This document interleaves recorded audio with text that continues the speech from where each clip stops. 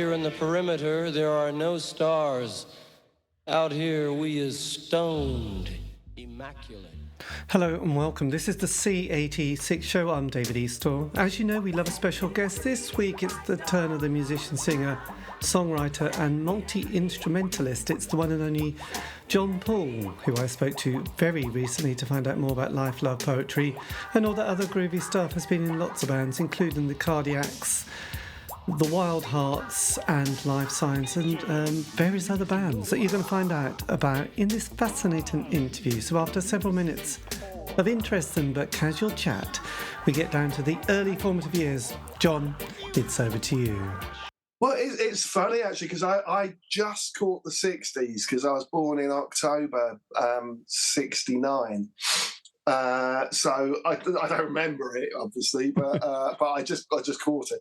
And my earliest memory of sort of thinking, oh, what's this, was I think it was 74, so I'd have been 4 years old, 4 or 5 years old, and I saw Sparks on Top of the Pops doing This Town Ain't Big Enough for the Both of Us, and I found it equally exhilarating and terrifying. It was a proper awakening, and everything about that song, the way the piano fades in this sinister manner, and then when they hit that this town ain't big enough for the both of us, when it's that gunshot goes off, that was the scariest thing I'd ever heard, but I loved it, and I guess shortly after, not too long after that, a couple of years or a year or something, Bohemian Rhapsody. I remember hearing that a lot. And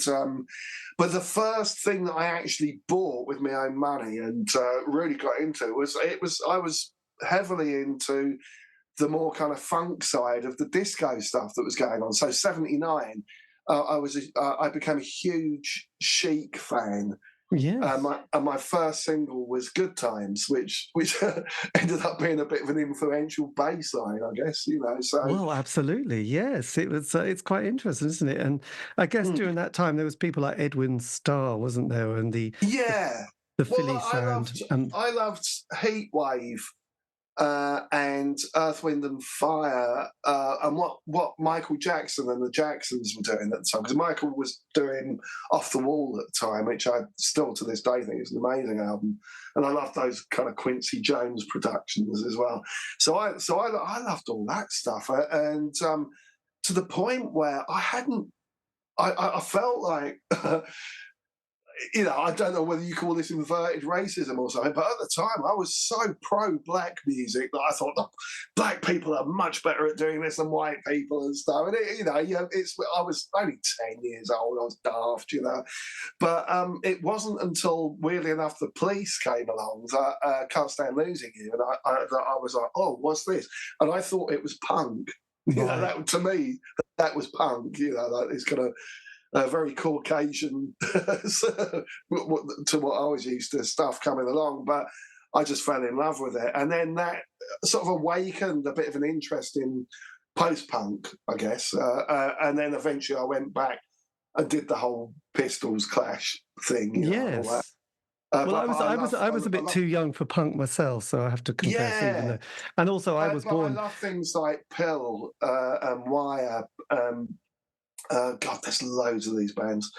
But Adam and the Ants as well, huge for me they were, and again, I started, like a lot of people did, with the Kings of the Wild Frontier stuff, but wow, when I went back to Dirt Wears White Socks and their early singles, that was a big eye-opener for me, Oh, yes, absolutely. And did you have any parents or older brothers who gave you any musical direction in life?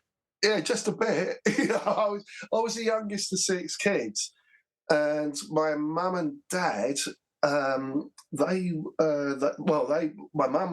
mum is, or she's still around, a singer.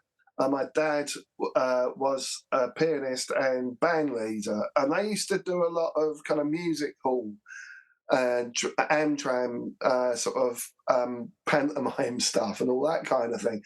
So I sort of got dragged into that a little bit. I think, to some extent we all did, but they were big jazz fans. And then, being the youngest of six, I had two older brothers that played bass. I had an older brother that played drums, who's sadly not with us anymore. And one of my sisters does play trombone.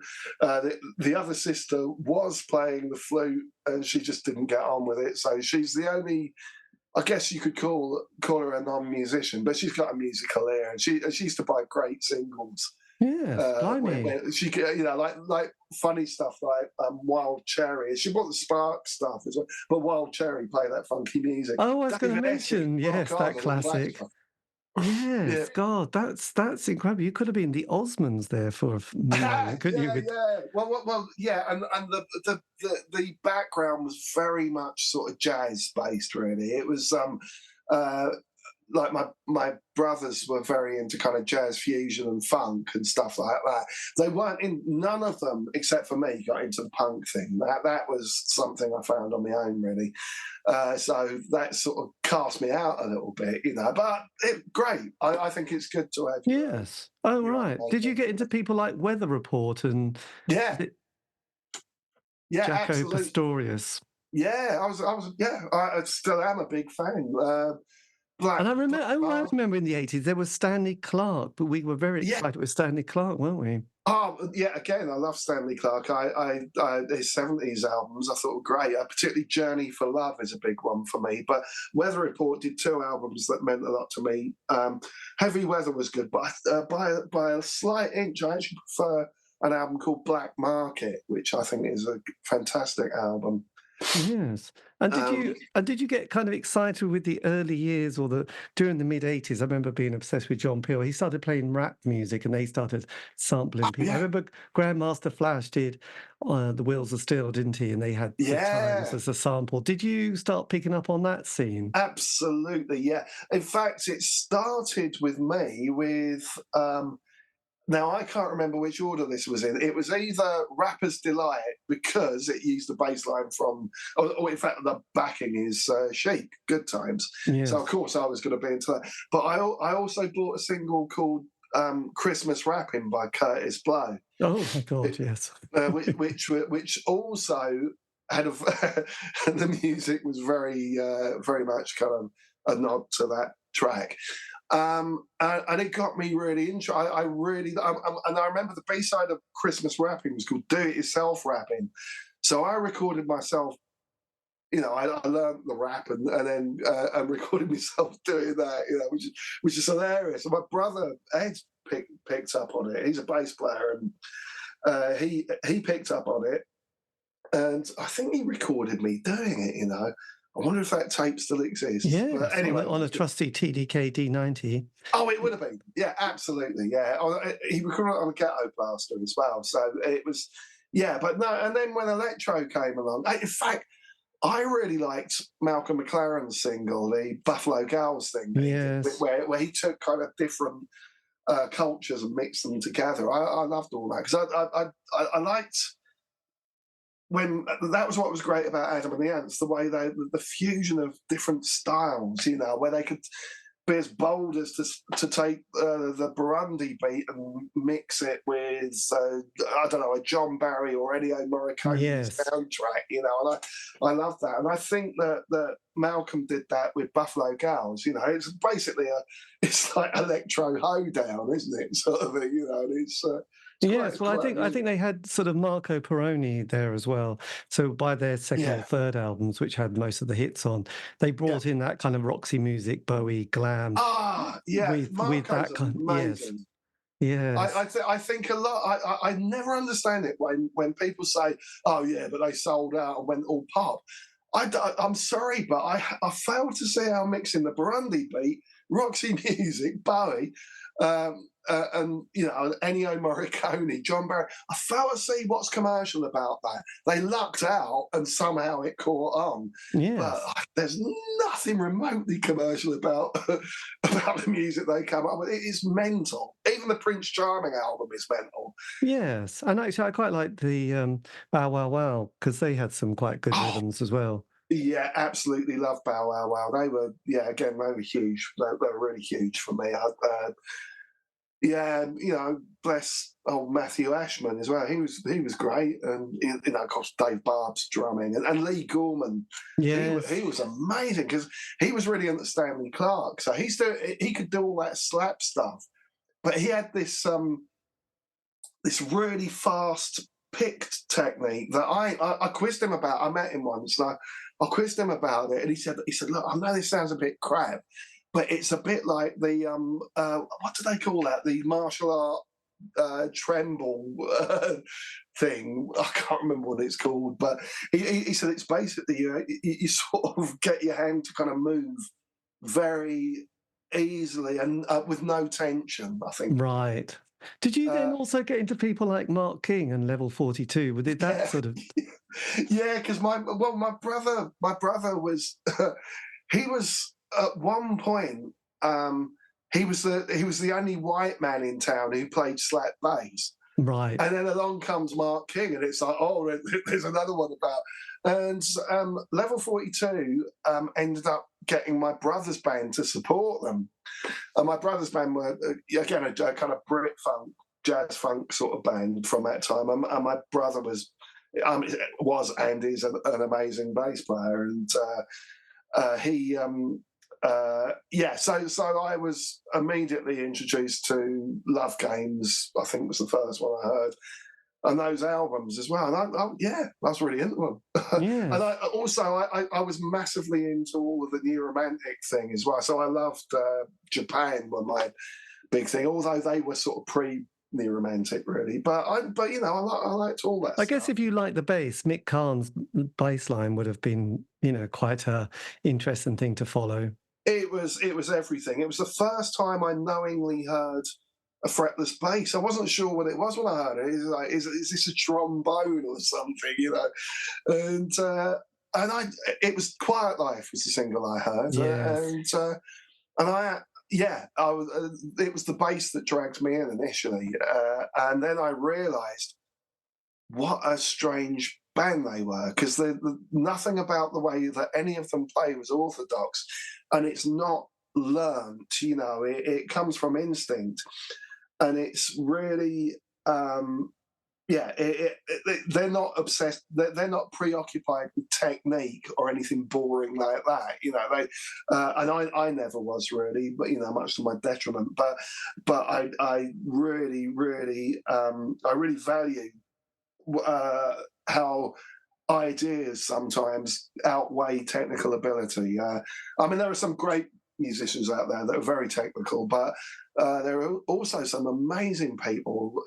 People like Joy Division. I love that band, and they just sort of went to see the Pistols at that gig in Manchester, and then they just plugged a few instruments in and sort of did stuff to the best of their ability and came out with interesting stuff. Absolutely. I think a few years later then we had people like Trouble Funk. You would have probably... Did you sort of come into that go-go scene if you were still listening to Yeah. No, I was aware of it. Yeah, and I definitely remember that band. There was there was something else that fitted into that. The name escapes me, but I remember watching the video at the time, and it was the first time I'd heard the expression go-go. This was I didn't latch onto it till about 85. I don't know if it was around early. Yeah, I think there was another guy called Chuck Brown or something, actually, in that scene.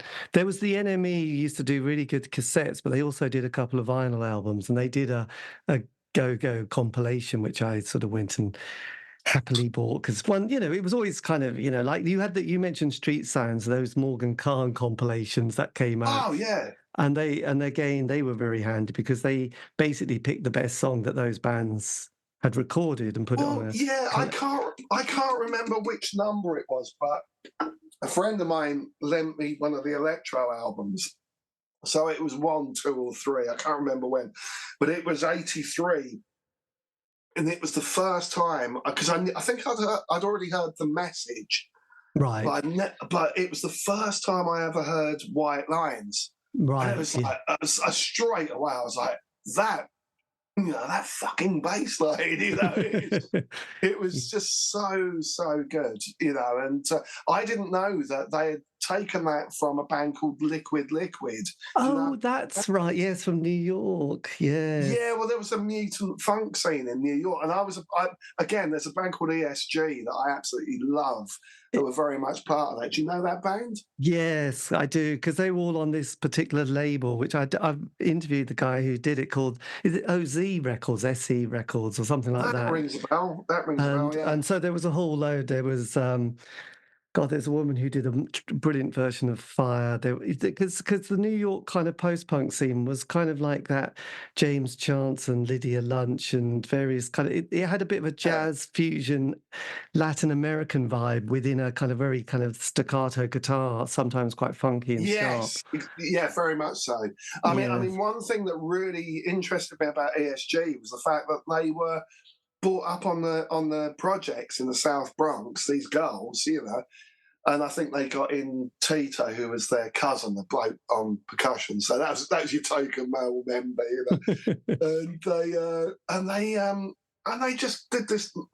I think their parents bought them instruments so that they wouldn't go out getting into drugs or going on the game or whatever, and so they locked themselves away and sort of learnt their own primitive version of funk, which I think became known as mutant funk. Yes. As part of a scene.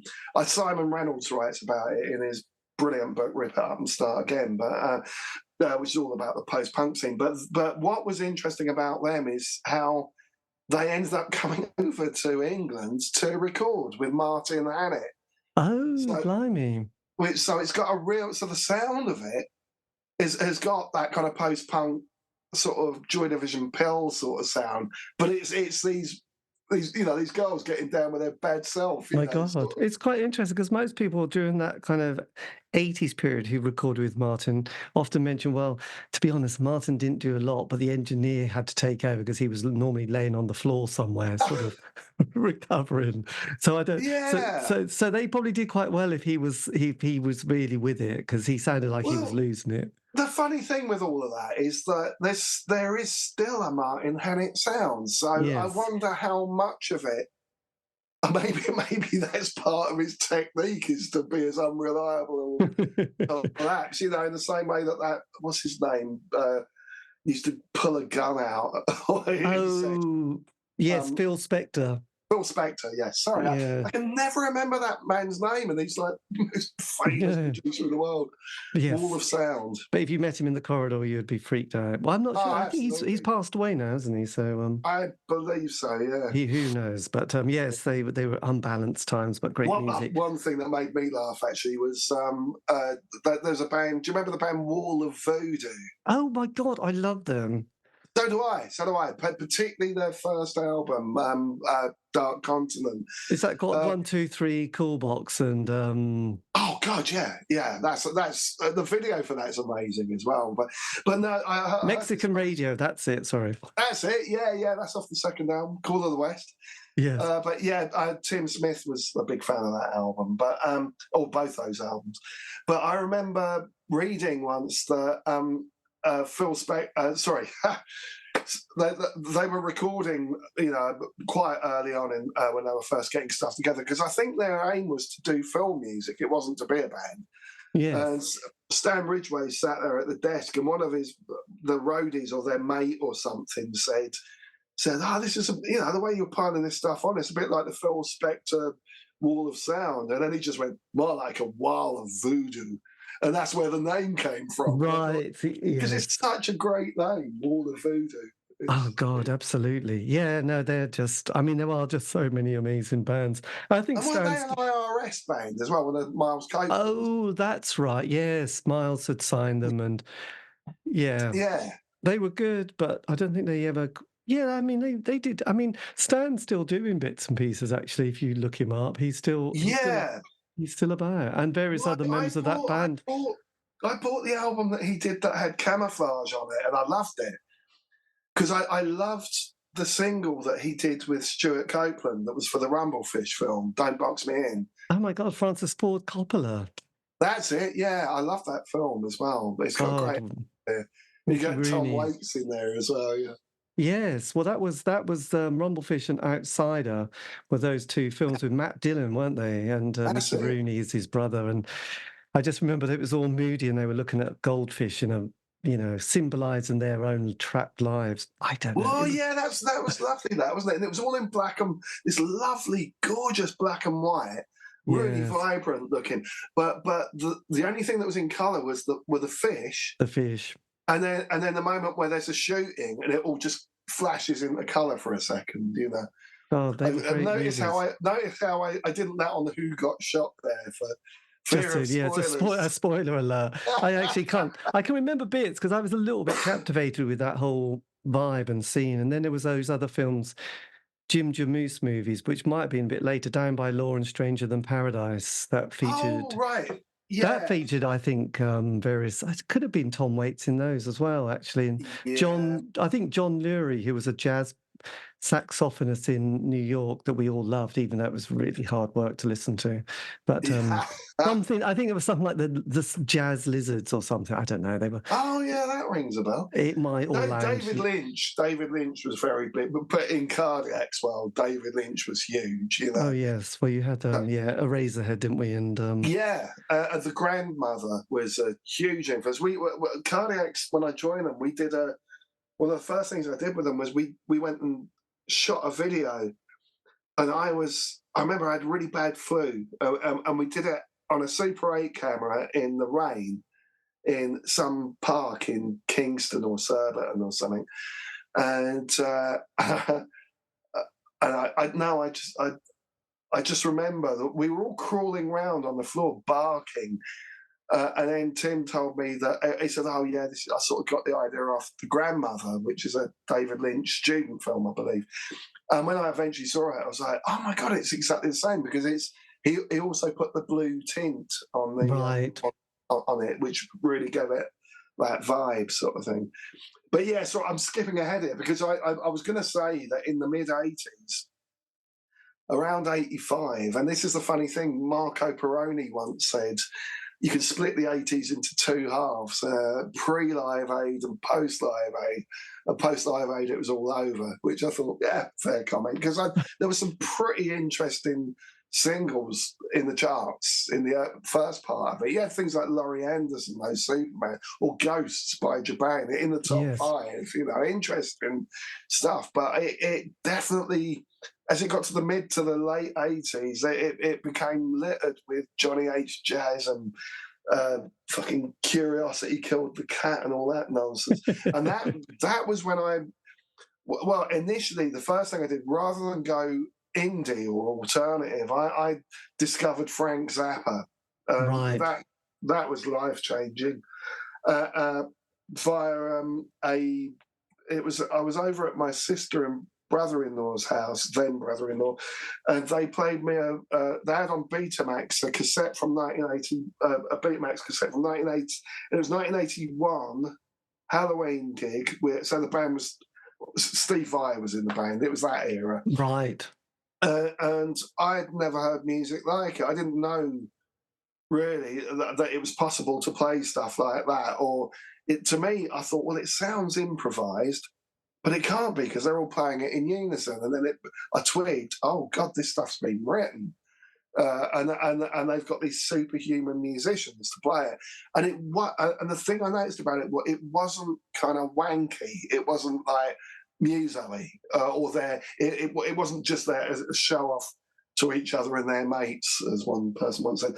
But it was more for it was more for effect for the actual stuff. Yeah, and I was transfixed with it, and it led to me then going back, I guess, checking out bands that I'd missed from the early '70s because I was a bit too young. So that's when I got into bands like early Genesis and Yes, UK, Gentle Giant. There's a whole list of these bands. Right. So basically, you went straight into prog. I did, yeah. But I am painfully aware. Did you get into Chris Squire then? Yeah, I did. I initially, yeah, really. Although, because when a lot of the bass work I do, people have commented, "Oh, you must be a bit of a Chris Squire fan," but I think the majority of my gritty full-on aggressive sort of sound probably comes a little bit more from JJ Burnell than it does Chris Squire.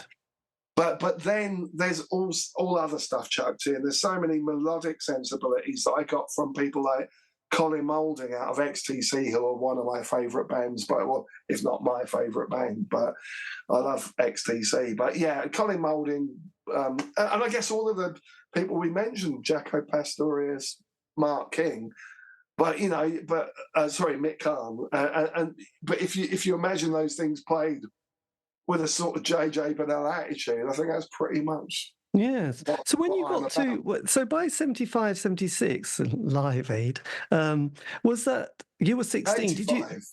80, what did I say, 65? 70. 75, yeah. 85, okay, 85, 86, you were 16, you were leaving school at that stage. Did you continue on at school, or did you? No, well, weirdly enough, I because things got a bit messed up. When I was 13, my family fell into really bad debt. We were living in Hemel Hempstead, which is where I was born. And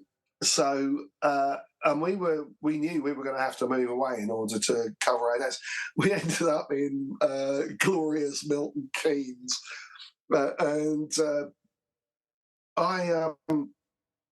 sorry, what was the question? Oh, yeah, so 85, not 75. You would have been 16 leaving school, but you said you'd moved from Hemel Hempstead to Milton Keynes. Because I was born at the end of the 60s, majority of 85, I was 15.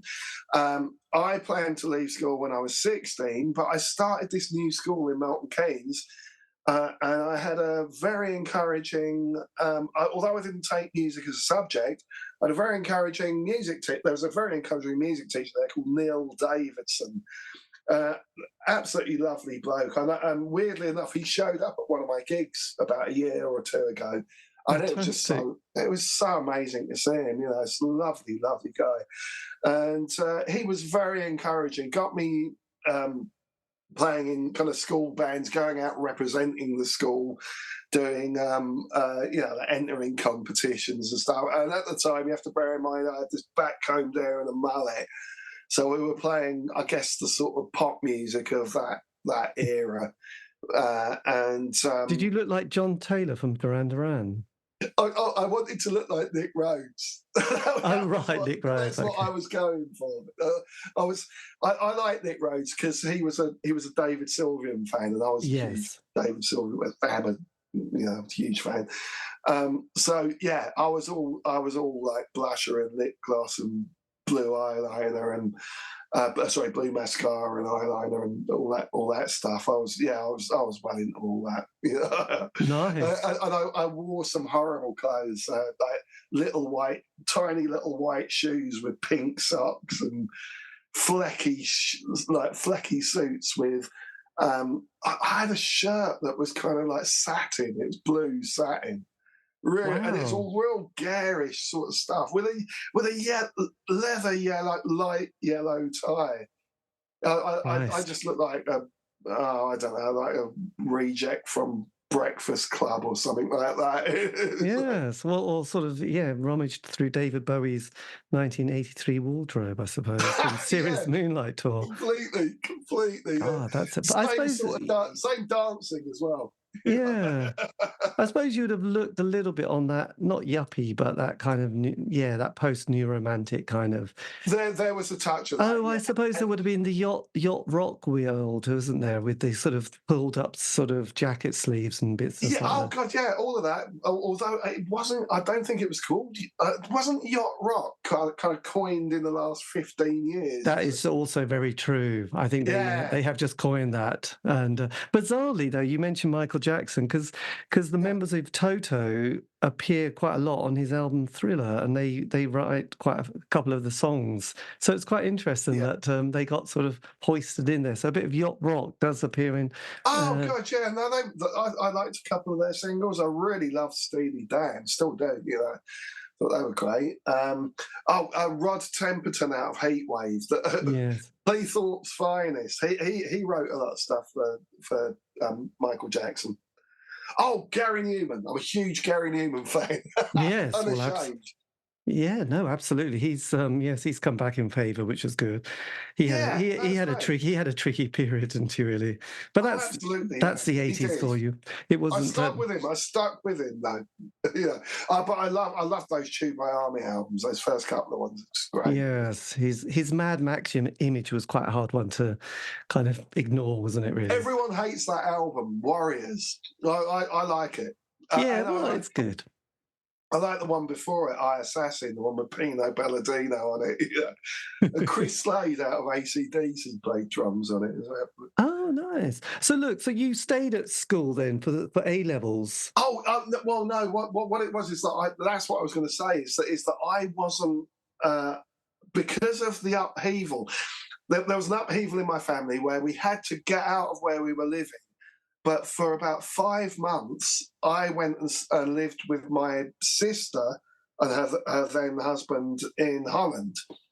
And I actually think this was a major part in my how I changed, how I completely altered, Yes. and how I learned so much. I discovered Zappa out there and started listening through their record collection. They had things like Trout Mask Replica as well, and some jazz stuff as well, and also pre moving out there, I had this accent that sounded like Phil Daniels. I've got a recording of me arguing with my brother where I'm like, "You just come down here doing nothing, just try to slow me down," like that. And that's how I used to talk. When I went to Holland, I had to slow all that down so people would understand me. Right.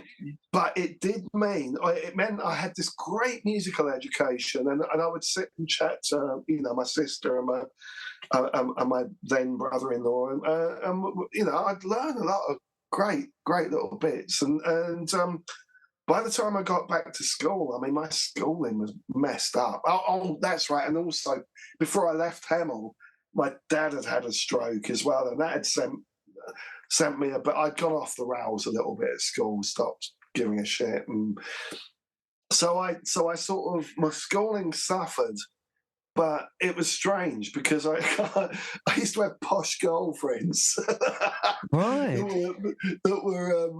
that were very intelligent, and they would always just say to me, "Look, just because you're just because you're not academic doesn't mean that you're not intelligent." So I had a lot of support in that way. So I was able to kind of communicate reasonably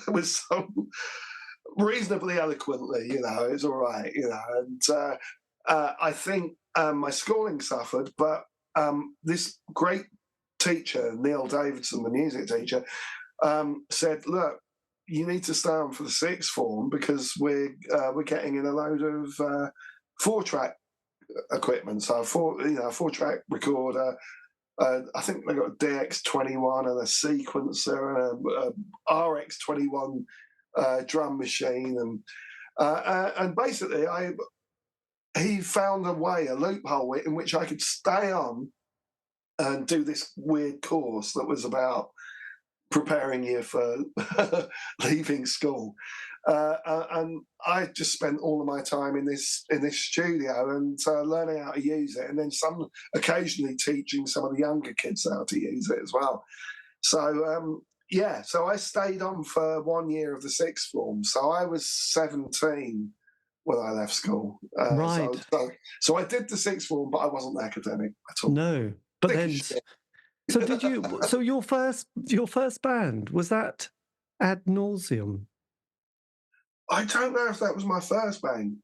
I'm trying to think. No, okay. The first band I did a gig with was when I was still in Hemel. I was 13 years old, and they were 15. The rest of the band. Good friend of mine who I'm still in touch with now, called Paul Crisp. We had a mod band called Tube Station. Right. My first gig was with them at his school, which they'd hired out for the evening, and then we went. It's like we did a gig and then we went home with a couple of girls, which was I thought that was yes. Well, in those, this is how it works. It's all very innocent. This is what Lemmy had the same thing. He suddenly saw someone with a guitar being followed by random young women and went, Yeah. I'm going to walk into school the next day with a guitar as well. And then thought, that's These it. girls were Duran Duran fans, and at the time, the rest of the band were mods. Although I stuck out like a sore thumb because I had a wedge, and I still looked very much part of that neoromantic thing that went before, sort of thing. So, And could you play Rio? Yes, but I was playing predominantly guitar then, because this is the thing. I started playing guitar when I was 11, started playing drums when I was 13, which is the same year that I did that gig. And then when I was 15, I started playing bass, but it was fretless bass because I had Mick Karn. And then by the time I was about 17, 16, 17, I was playing.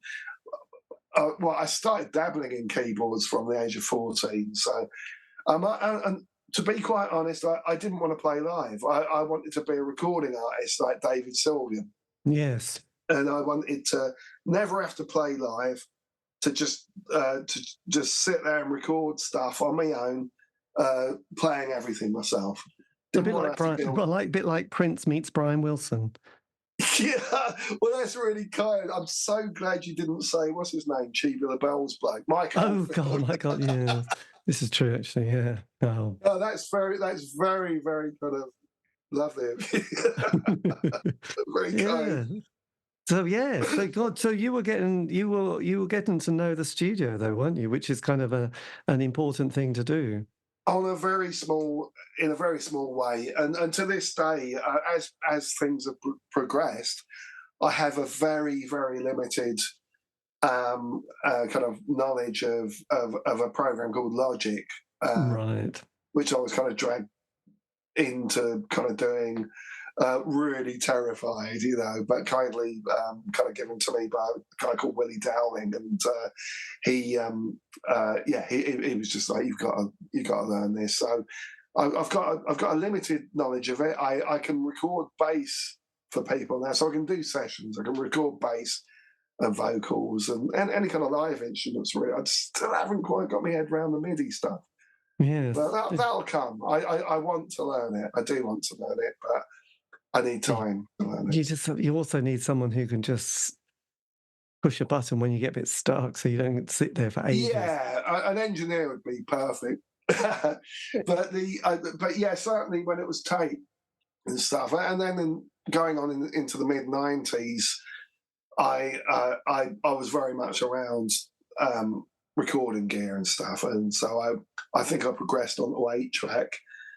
And then I produced an album for a band called Sidi Bou Sai, that were this great all-girl band. They sort of got lumped in with the Riot Girl scene, but they were a bit more. There was a bit more to them than that. And their first album had been produced by a guy called Tim Freescreen, that was out of the band. Yes. And Tim Smith out of Cardiacs actually produced one of their albums. What's the band called again? Sidi Bou Sai. Oh, blimey. They're really good. They were great. I liked them as soon as I heard them. They were a lot more rough and ready in the early days, and Tim Freescreen's production was very much trying to capture the rawness of them, and it ended up sounding like a very expensive demo. Yes. But Tim did this album with them called Bodies that sounded great. And then I did one called Obsessive after it. And again, at the time I was working, I got an engineer in, a guy called Roger Tebbert, that had worked on some of the 80s Cardiac stuff. And so he helped me with all the stuff I didn't know, but I had a reasonable understanding of how it worked. I knew how to EQ stuff and make it sound nice, and I was more on the arrangement side. And he very kindly said to me, "Well, you're more of a Trevor Horn type," and I was like, "Oh, really?" But no, I'm not. God, that guy was a genius. He's a genius. Yeah, it's quite. I mean, it's interesting though, because that 80s production, some of it I find dated really badly. That slightly. I even find Talk a bit like, oh God, I wish they'd Wish they hadn't. Yeah, but that's I just find it a little bit. There's that Colour of Spring album. I actually really like the sound of that because it sounds a little bit more. Oh God, what's the word? Like, you know, like it sounds. It doesn't sound completely artificial like their earlier stuff does. You know. I mean, something like Life's What You Make It, I think it sounds great. And I did really like the whole kind of Frankie Goes to Hollywood, Grace Jones. Oh yes, the ZTT records. Yeah, I loved all that. I thought it sounded great.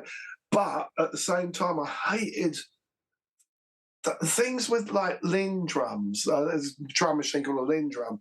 And when the snare is put through that gated reverb sound, and you get that, I'm so excited. That thing. I can Simmons pads. I can be doing that with DX7s. I can be doing it without. You know, but I really loved the first part of the 80s when it was still a bit of a hangover from what had gone before. So things like Moogs or Moog, as it is pronounced, and Oberheims, and there was another one as well, Prophet 5, I think it was. That all the stuff Japan used was great. Richard Barbieri, to this day, the sounds that him and David Sylvian got on the Tin Drum Japan album, I don't think have ever been bettered. To this day, they still sound just incredible to me. And have you worked in quite a lot of different recording studios as well? Are there any particular recording studios that you have fondness for? Yeah, the one that I have real fondness for is the one that I worked in with Sidi Boussaï, and then I worked in there again with Ginger Wildheart, because I play sometimes with a band. Yes. Well, I'm currently now back in a band called the Wildhearts, and he had a band. The first thing I did with him, actually, a band called Silver Ginger 5, and we went to record at a place called Blackwing. Now, when I first went there, I met this lovely middle-aged, well, at the time he seemed to me to be middle-aged man called Eric Radcliffe. And he was lovely, really, really nice bloke. And as I got chatting to him, it became clear that he was, do you remember Yazoo did an album called Upstairs at Eric's? Yes. Well, that was recorded in Blackwing, and he was the Eric in question. And he was a producer as well. And he worked in a band called The Assembly with Vince Clarke and Fergal Sharkey. Yes. And the reason that album was called Upstairs at Eric's is because I think there was a downstairs to Blackwing Studio. And when I say downstairs, it was literally about 3-4 steps or something. And they moved from downstairs to the upstairs part of the building, and it was a converted church, and so that became known as Upstairs at Eric's. And I think Depeche Mode recorded there as well. God, amazing! Well, yeah, Blackwing, and then I looked down the list, and people like of people who played there, and it was people like Pixies recorded there. Who else? Elastica, I think, was another band. Amazing. Loads of people. It was a huge place in the 90s, and I have a real fondness for that studio because I recorded there about 3 or 4 times. In fact, I remember we did a thing called the Singles Club, me and Ginger Wildheart's thing, but I was involved in, and we did this song that it sounded like Zig Zig Sputnik, and we got Neil X in. Oh, brilliant. Yes, he's Eddie Cochran, really, isn't he? That's it, yeah, but through echoes and manipulating these echoes and making them sound very much like that. But what made me laugh was he turned up and he was clean. He wasn't doing any drugs or anything like that. And I don't know if I'm allowed to say this, but, yes, sorry? I said yes, and I was going to say, and you guys weren't so clean? No, we weren't. He brought over the entertainment for us that night, but he wasn't partaking. Let's just put it that way. And so he did this great guitar stuff that sounded exactly like Zig Zig Sputnik. And he was lovely. He left with it, and he had a minder with him or something. And they both left, walked out with his guitar, and it was like, oh great. So we proceeded then to get high, and then at one point I looked over and I went, what's Neil X's guitar doing over there? And he'd left it on the stand and walked out with holding a case that had no guitar in it. My God. You would have known. You would have known that there was no guitar in it, because it would have been really light. Yeah. And that was him straight. I couldn't believe it. I thought it was most. My God. I don't know. Maybe my memory of it is that I find it more funny than it is, because I find it funny in the way that I found it funny at the time, because I was well, yes. Well, it's a very strange thing to walk out just with the case and not the guitar. Yeah, an empty case, light as you like, and it's just wandered out.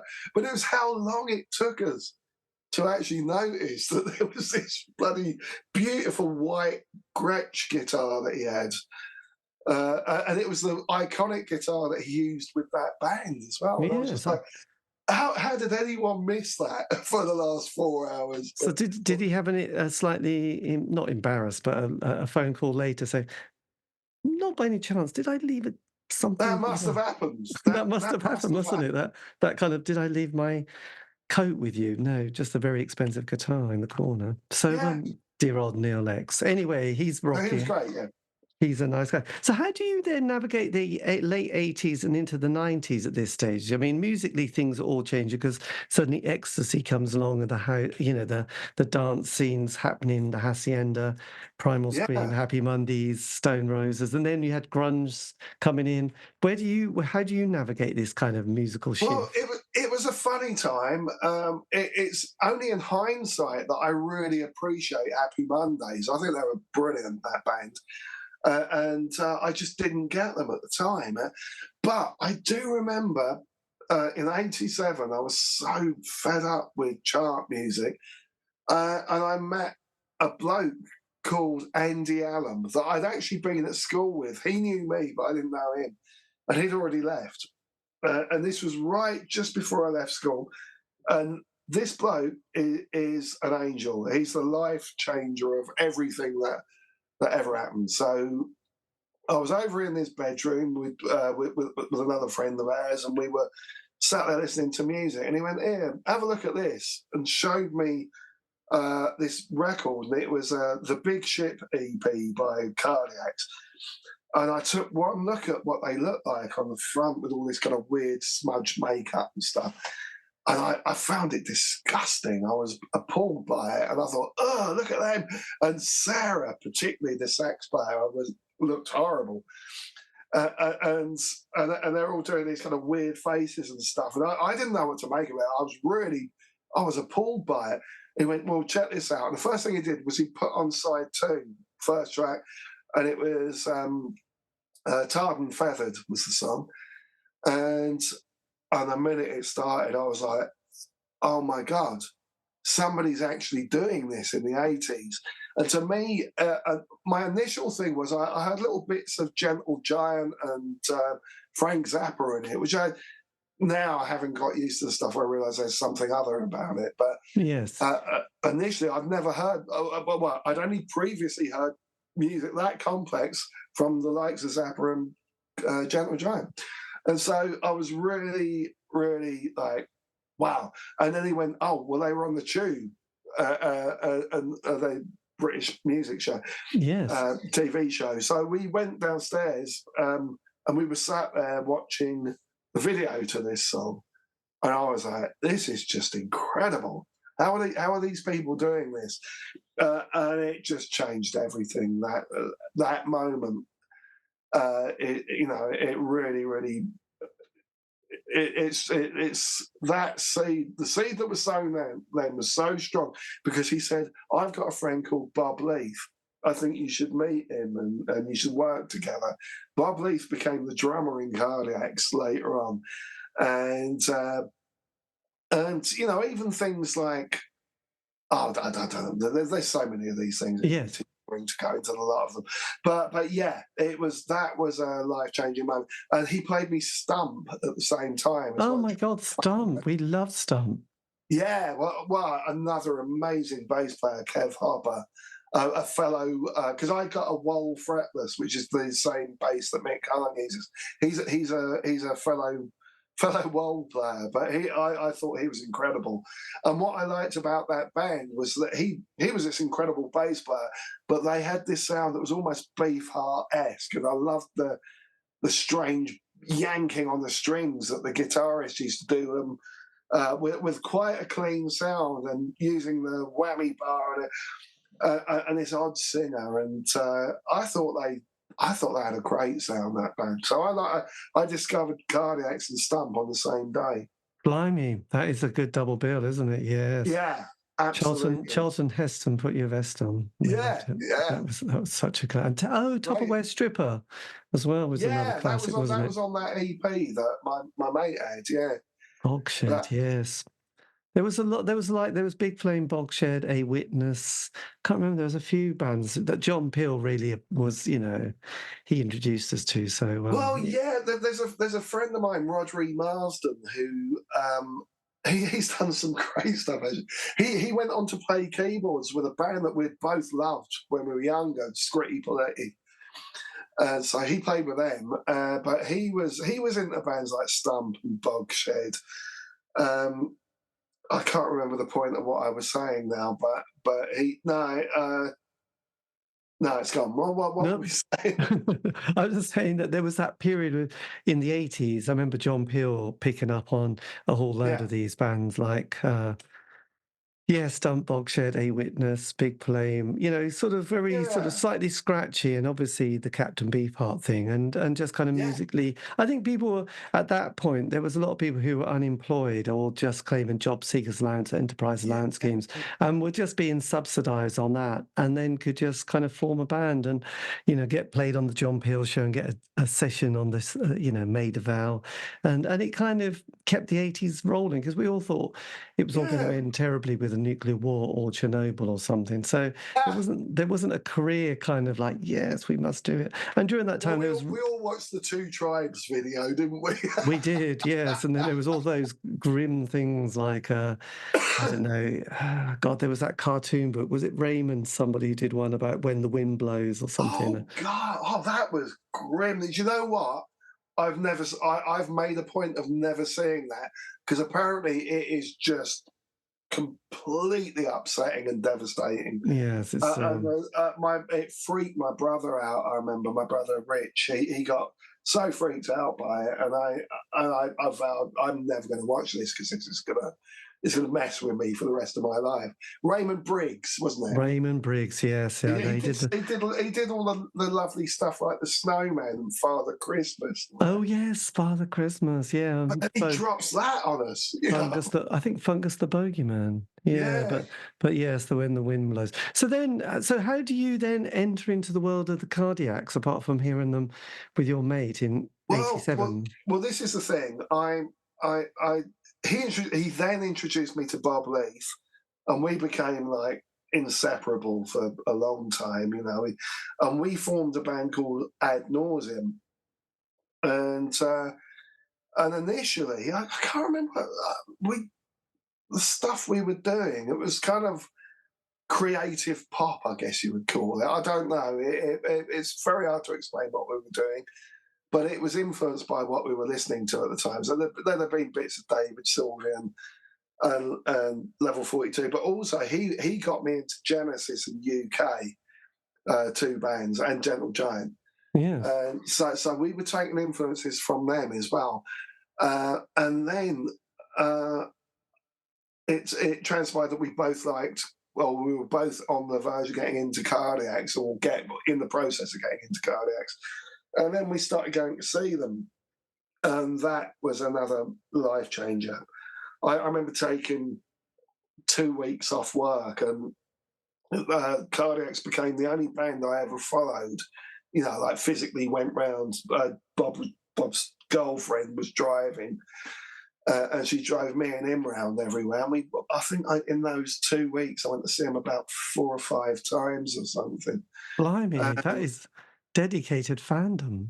Yeah, no, we were obsessed with them. And what happened was, I think we'd already seen them twice at the end of '88, and then the first gig we went to in '89 was at Warwick University. We walked in. We turned up there in the afternoon, and we met Mark Walmsley outside. He said, "Do you want to come in and watch the sound check?" We were like, "What? Really? We're allowed to do that?" And we thought Cardiacs were these huge, famous stars that you would never meet, you know. Yes. We walked in, and there they are, just walking around, setting up, and there was this a very effeminate person that we actually thought was Bill Drake's girlfriend, and it was Big.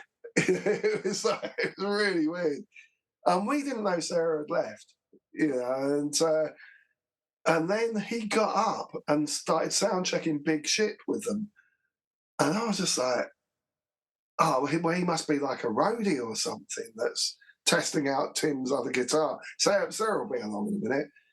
And then we were starting to think. And then at one point, I think I said to Bob, God, imagine if that was Sarah's replacement. And he went, actually. And then eventually he went over to Mark Walmsley. Bob went over to Mark Walmsley and said, where's Sarah? And he was like, she's left. And I remember my heart sunk because we, you know, big Sarah fans. Yeah. Anyway, that night we watched the gig and we just fell in love with Big. We thought it was amazing, you know. He just added this whole new vibe to it and really fitted in and was just perfect. And I've, you know, since that day I've had this healthy kind of respect for Big, you know, and I loved all the kind of Levitation and Darkstar stuff that he did. And he comes into music from a very instinctive way, again, rather than you know, it's not studied at all, sort of thing. But he has really good feel, really great timing. He plays great, and he is a master of sound and noise and stuff. And I've always kind of admired him. And yeah, so from that day, that was when I first started loving Big, you know, and they were great, and they were really, really good, and we continued to follow in this summer of '89, which was the summer of love, it was known as. Yes, absolutely. But yes, normally in a field taking ecstasy. Well, but, yeah. But it's a similar thing, isn't it? So then how do you then become part of this band? This is an exciting thing, isn't it? Well, this is the thing. That gig, we met Dominic Blackman walking around, and we couldn't believe it. So we got chatting with him, and it turned out we're into all the same music as he was. And he was I think he was more used to fans coming along that weren't really into that stuff that they liked. But we were ticking all the same boxes. And so the next time we went along, I said to Bob, I said, why don't we give Dom a tape of what we're doing? And at the time, I think we had about 4 songs, plus a cover version of The Lamb Lies Down on Broadway, the track, and a cover version of To Go Off and Things, a Cardiac track. And so I said, look, let's just take a cassette with us, stick your number on it and your address, and we'll just hand it to Dom if we're lucky enough to meet him again. And so this was at the Astoria '89. We walked in there. Boys Wander was supporting. I remember that. And they did Live and Let Die, which Bob got really excited about because he's a huge John Barry, James Bond fan. Yes. And we handed this, and there was Dom. It was like, oh, fucking brilliant. So we handed this cassette to him, and we didn't want to bother him, so we shook his hand and went off. We were always like that. If we saw him in a pub, we wouldn't talk to them until they approached us. You know, we were always very, very respectful of them. Didn't want to bother them. But in this case, I really felt we should give him a tape. And so we gave him this cassette, and about 3 days later, he rang the number. He rang Bob, basically. And I couldn't believe it. Because Bob rang me up and got me out of bed and said, "You're never going to believe this." And I was still living with my parents at the time. And he said, and I was 19. He said, "You're never going to believe this, but Dom's just phoned me up and loves the tape." And he says, "I've given him your number and he's going to call you in a minute as well." So I was like, "What?" They were our heroes, and we not only did we get to meet them, but then all of a sudden, the drummer's ringing us up, telling us he loves our music, and I couldn't believe it. I thought I'd arrived. I thought it will never get better than this moment. And then the tape got passed around, and we became sort of friends with the band. But again, I was still completely in awe and starstruck, and we got invited to the end of tour party at the Syndrome, a club on Tottenham Court Road, Oxford Circus, and the Blur and all that lot. Right. They'd always go up to Tim and say how much they loved him and stuff. But they, So all of a sudden, we're being invited to stuff. We're chatting to them, but again, still trying to keep a healthy distance because we didn't want to blow it. Yes. Get it somehow wrong. And then all that happened was, fast forward 2 years, we eventually got a band to play our stuff, because what it was is me and Bob. Bob was covering vocals, drums, little bits of keyboards. I was doing guitar, keyboards, and drums, and bass. Sorry. And it was predominantly me writing the music, him writing the vocal melodies and singing them. But he also wrote a few songs of the music as well. So. And Bob was very much about the vibe. I mean, he very much set up the vibe of the band and stuff. So I sort of went along with that, and he eventually we got the band ad nauseam off doing gigs. And the first gig we did, Tim came to it, and Dom got up and guested on the song. And again, I couldn't believe it. I was just like, I was still very in awe of him. At this point as well, we'd just been to see Bic's last gig, so I knew that they were going to sort of carry on, but they were looking for a guitarist. And so I rang up. I had Tim's girlfriend's number, then girlfriend Linda. So I phoned her up and said, "Look, is Tim about? Can I talk to him?" And she said, "Yeah," handed me over. And I said, "Look, tell me to fuck off if you want to, but I wondered if you were auditioning for guitarists. I'd really like to come along and audition, but I don't know if that's all right or not." I was really apologetic. Yes. And he said, "Oh no, we've been talking about that anyway, and it goes without saying, you don't have to audition. We know you can do it." But I said I would have to run it by the rest of the band first, though, because I need to check it with them. And unbeknownst to me, Linda had been nudging Tim during that first ad nauseam gig, saying, nick him, you got to get this guitar." Something. And I had no idea. And so when he said, I need to clear it with the others first, I had about 2 or 3 days where I didn't know if I was in or out, which were pretty long days. Yes. And then he rang up. And my mum said, "Oh, Tim's on the phone." I was like, "Oh, shit." So I went, "Hello." And he went, "Yeah, I talked to the others. They're not really into it. So, yeah, sorry about that." I was like, "Oh, no, that's all right. Well, thanks for, thinking of me. Anyway, thinking of me, even though I asked." And then he went, "No, only joking." Like that. He said, "You're in." Like that. And I was like, "What?" And then he said, "Come and meet me in London." So we met in a place called the Spice of Life, this pub that ended up being the pub that we always went to before going to the Marquee on anyone's birthday. That was it, Spice, then Marquee. Yeah. And I think that night we went to the Spice of Life, and then we went to the Syndrome, again, that club that the scene that celebrated itself, all the shoegazers used to go to, and where I'd been to their end of tour parties '89, and I couldn't believe it. And Tim, being what he's like, because he's such a beautiful soul, whenever he used to engage with anyone, he'd make them feel like the only person in the room. And so there I am, and he's just making me feel really lovely, and just being, I think, because men and women would have a crush on him, for different reasons, and people would inevitably as well walk away almost talking like him, do it because they wanted to be him, and there was something very infectious about Tim, but he was a really lovely man. Blimey, God! So you were in the band, and yeah. Was Bick doing levitation at that point? Yeah, because I remember I walked in.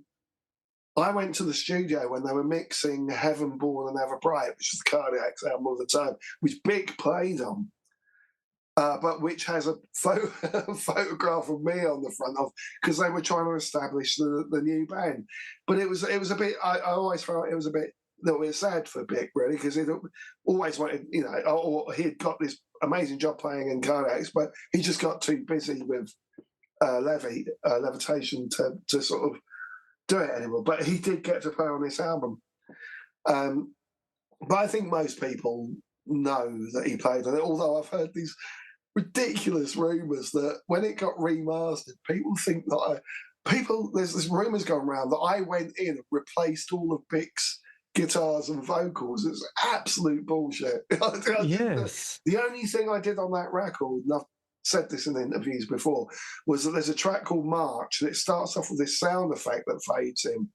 Now, this mix was an all-hands-on-deck mix before they weren't using automation or anything like that. So it was me, Tim, Jim, David Murder, I think. Was there anyone else there? No, I think it's just us. And we were all pushing up different faders. The only thing I did on that album was I pushed up the sound effect at the beginning of March. I goes,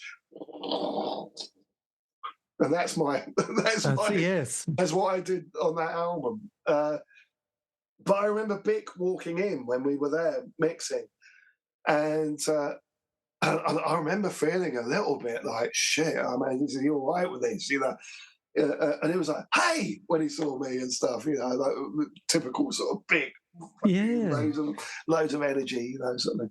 And it was fine. And then we went out and toured together, and we had a load of fun. It was Cardiac's Levitation did this double bill thing, and it was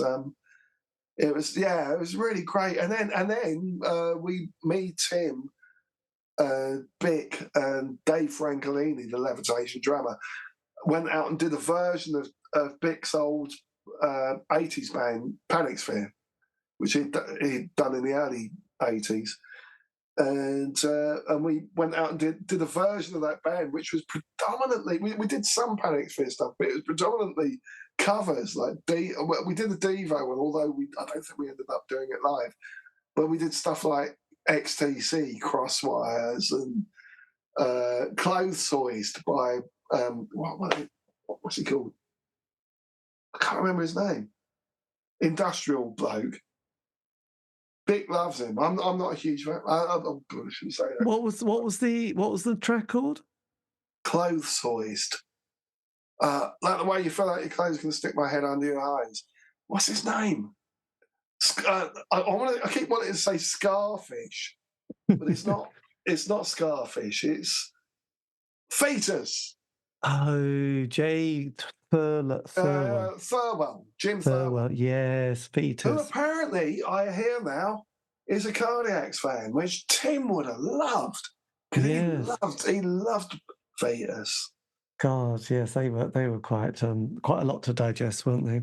Yeah. Grape and Fetus. Really big fan. The funny thing, I feel bad saying this because, bless Jim Thirlwell, he loves Cardiac's and it seems like a nice bloke and everything. But he was big one night when we got a bit drunk with Joe Spratley, his wife, who from Spratley's, the band, Tim's Tim's old band. And, and then he went, oh, look, try and get into this and put it on. And me and Joe just hated it. It was just like, maybe it was just the wrong time to be listening to it. But we're like, take it off, this is horrible, you know. It's like, and it all sounds like, and it all sounded like, that's what it sounded like to me. And I couldn't cope with it at all. And I'd had this experience with it before. It just didn't make sense to me, and it still doesn't, you know. But the people that are into it love it, and there are going to be if there are any Cardiac fans listening to this interview, a lot of them will be fans of his, and they're going to think I'm an absolute arsehole for what I just said. No. I mean, yes, you can't like everything, can you? So what was it like then, sort of joining the band and then sort of playing live and then going in the studio? Well, it was really again, took me a while to get over the being completely in awe of the band and Tim and Jim and Dom. You know, it really, really kind of like, it took a time of settling in terms of that. But in terms musically and how we got going and the fun that we used to have, you know, that was pretty quick. But I was 21. I was a kid. And Tim turned 30 just after I joined. And I think Jim was 32. Right. God, that's quite an age difference when you're that. It really was. It was, and I would go along to rehearsals in Elephant Castle in London, and they would. I think they used to find it funny because I used to then leave them and go back on the bus, on the train to Milton Keynes, back to my mum and dad's house, and they started calling me Lonesome Joe. Oh. Or Jim did. Jim started calling me Lonesome Joe, and which is quite, it's quite funny. But I started in, you know, and I mean, I think at the time Tim did interviews where they said, where people would say, "Where did you find him?" And he would say, "Oh, he fell out of the sky one day. Found him in the mud." You know, sort of spinning the usual amount of yarns. You know? Yes. So was it your first album? Was that Sing to God was the first album you were on? Yeah, that was that was something, because we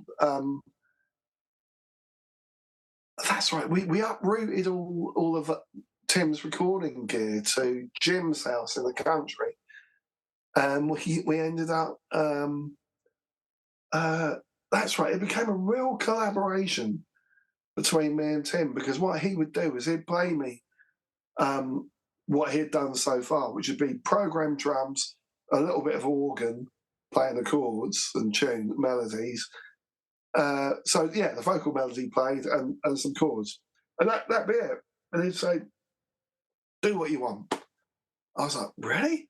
And now bear in mind, he'd been very much in control of the arrangements in that band, but he seemed to, because of what I'd done before and demos and things I'd done, he seemed to just really trust me, and it was a lovely thing. And that's right, we'd recorded an EP to start with, which we did a track called Horse's Tail, which was one of mine. So he knew that I could write a bit, and sort of I knew how to arrange things a little bit. So he just gave me free rein to do what I wanted.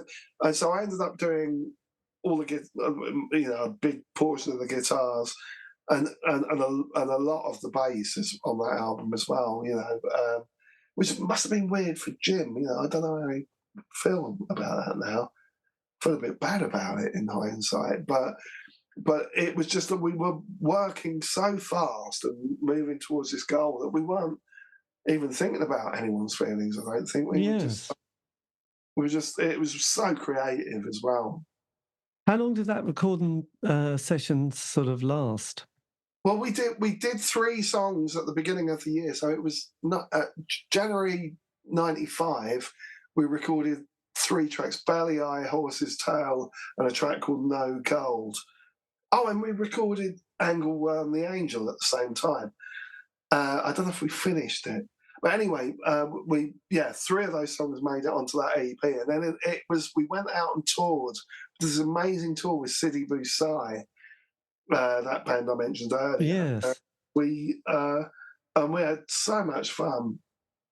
And then we came back off that tour. We pretty much went straight into Jim's house in the country to record this stuff. Amazing. And during that sort of period, this is the height-ish of Britpop. Were you picking up a bit more of a different audience at this stage, or a big audience? Yeah. Can I go to the toilet? Oh, God, yes. Do the toilet.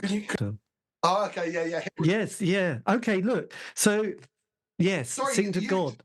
You just mentioned Britpop, yeah? Yes. Oh, that was it. Britpop, that's the one. Yeah. So, yes, your audience. So it's very different to the late 80s, isn't it, at this stage? Yeah, but also another thing to factor in here is that we knew Blur. They were, I mean, Damon and to a lesser extent Graham, I think, were Cardiac's fans, and they would talk to Tim at the Syndrome Club that I mentioned earlier. But when they were on the verge of being dropped by Food Records around 92-ish. And so they record... what happened was, because Big was talking about this, Big bumped into him and Tim was there, that's right, because Levitation toured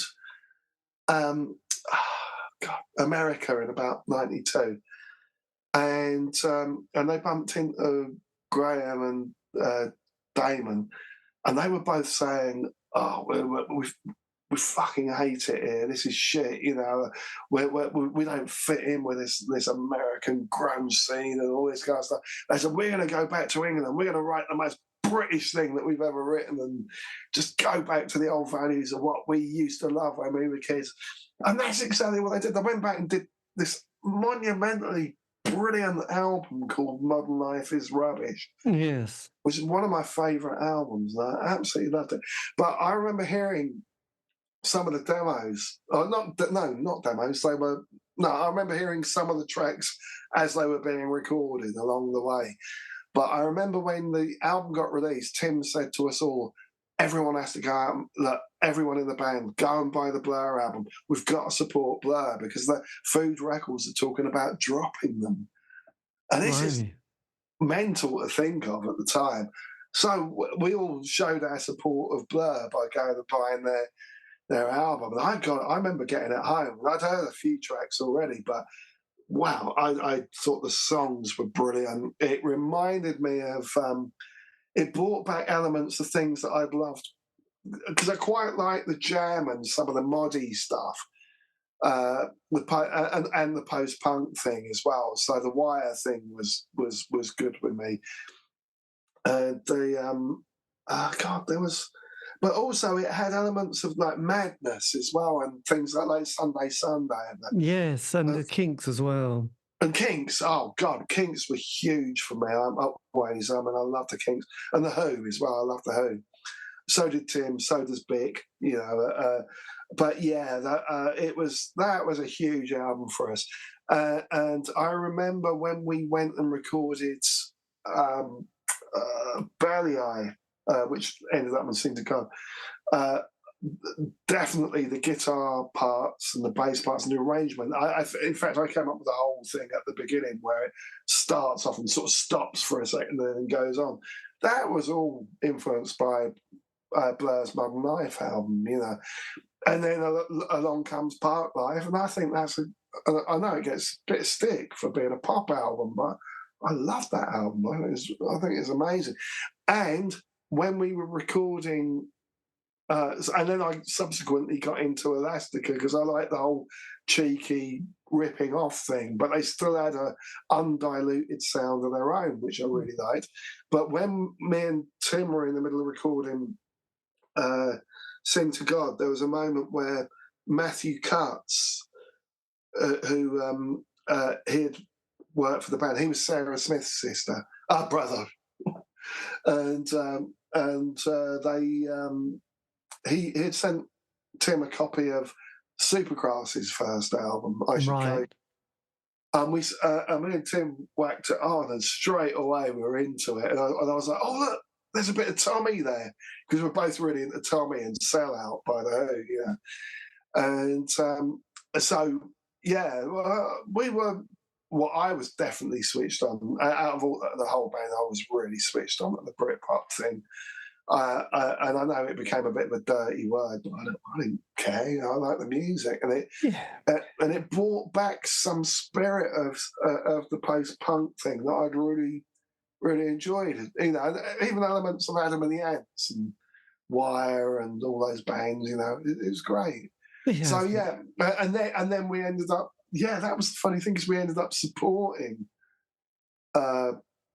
We supported them midway through recording "Sing to God" at Mile End Stadium. We went on, and it was hilarious because initially we went on to this huge roar of applause, and then halfway through one of the songs, Tim starts flicking the V's like that, but just doing his thing, and the audience didn't like it, and they started chucking coins at us and offering us out and all this kind of stuff. And it was like 15-year-old kids like looking at me. There's some kid who was whacking his head as if to say, "Oi, you bald bastard," you know, like what. And it was I gotta say, it was like, what, it was about 35,000 people, 25,000, something like that. And I remember being a bit freaked out by it, you know, because it was a lot to sort of take on board. Yeah. And then backstage there was all the other bands like Menswear and Pulp, and I met Phil Daniels that day as well. You know, and it was a hero of mine because I love Mike Lee. I'm a huge Mike Lee fan. So you watched Meantime, did you, during the? Oh, absolutely. Yeah, I was a huge Meantime fan, which is interesting because both. I think Damon and Graham used to skip off school and go and watch that as well. Oh, it's a brilliant but depressing film, isn't it? Oh God, yeah. But I love all his films for the feel they capture that. Oh God, that real melancholy era of working class life, you know, and it really strikes a chord with me. I'm propelled back there every time I watch it, and I love the fact that a lot of his stories go through this arc where it builds and builds and builds, and then it peaks, but then it just doesn't, and then it sort of tails off, doesn't really go anywhere. Yes, suddenly the credits appear, and you think, God, I feel a bit depressed now. Yeah, I love it. It's my favourite depression, you know? and also I love the fact that it's all based on a lot of improv as well. Yes, Mike Lee would when they did Nuts in May, which is another great film, he took a bunch of them to the pub up the road in the middle of nowhere and got them to just act being character, you know, around the locals, just to really get into it. And that's where a lot of the script would come from. You know, it's so the opposite of the way that I work on music, but I'm always very jealous of people that can rely that much on instinct when they're doing their art, and I love that. Yeah, it's something I wish I could do a bit more myself. Yes, this is true. So then after that album comes out, what's it like to navigate into the next release, which is going to be, is this Guns, the next album that you work on? Yeah, it starts to get a bit weird because halfway through, or about 2/3 of the way through, Sing to God, all the gear went back to Tim's studio, which was a shed at the bottom of his mum's garden, which is where we recorded the Belly Eye single. And he started to revert back to working on his own. So there's a handful of songs on that album that are almost like Tim Smith's solo songs. And he got back into that. So when we then went to record Guns, it was a bit more like that, you know. Although I was brought in initially, and we did a bunch of stuff.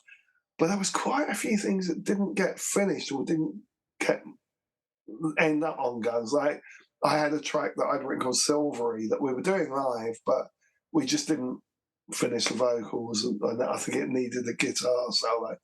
And then another track called Shiprock, which we got as far as Sarah came and played some sax on it as well. But again, never got finished. And there were also other tracks, quite a few B-sides, and God, there was one track that I really loved, and it dates back to Sing to God, Faster Than the Snakes with the Ball and the Chain, it was called. Yes. And it was, as soon as he played it to me when we were doing Sing to God, I loved it. And he was saying, no, the chain gets on my tits, and he didn't like it. So it got abandoned, and I never even got a chance to come up with ideas for it. So when we went to do Guns, I said, can we work on that track? I really think it's good, you know.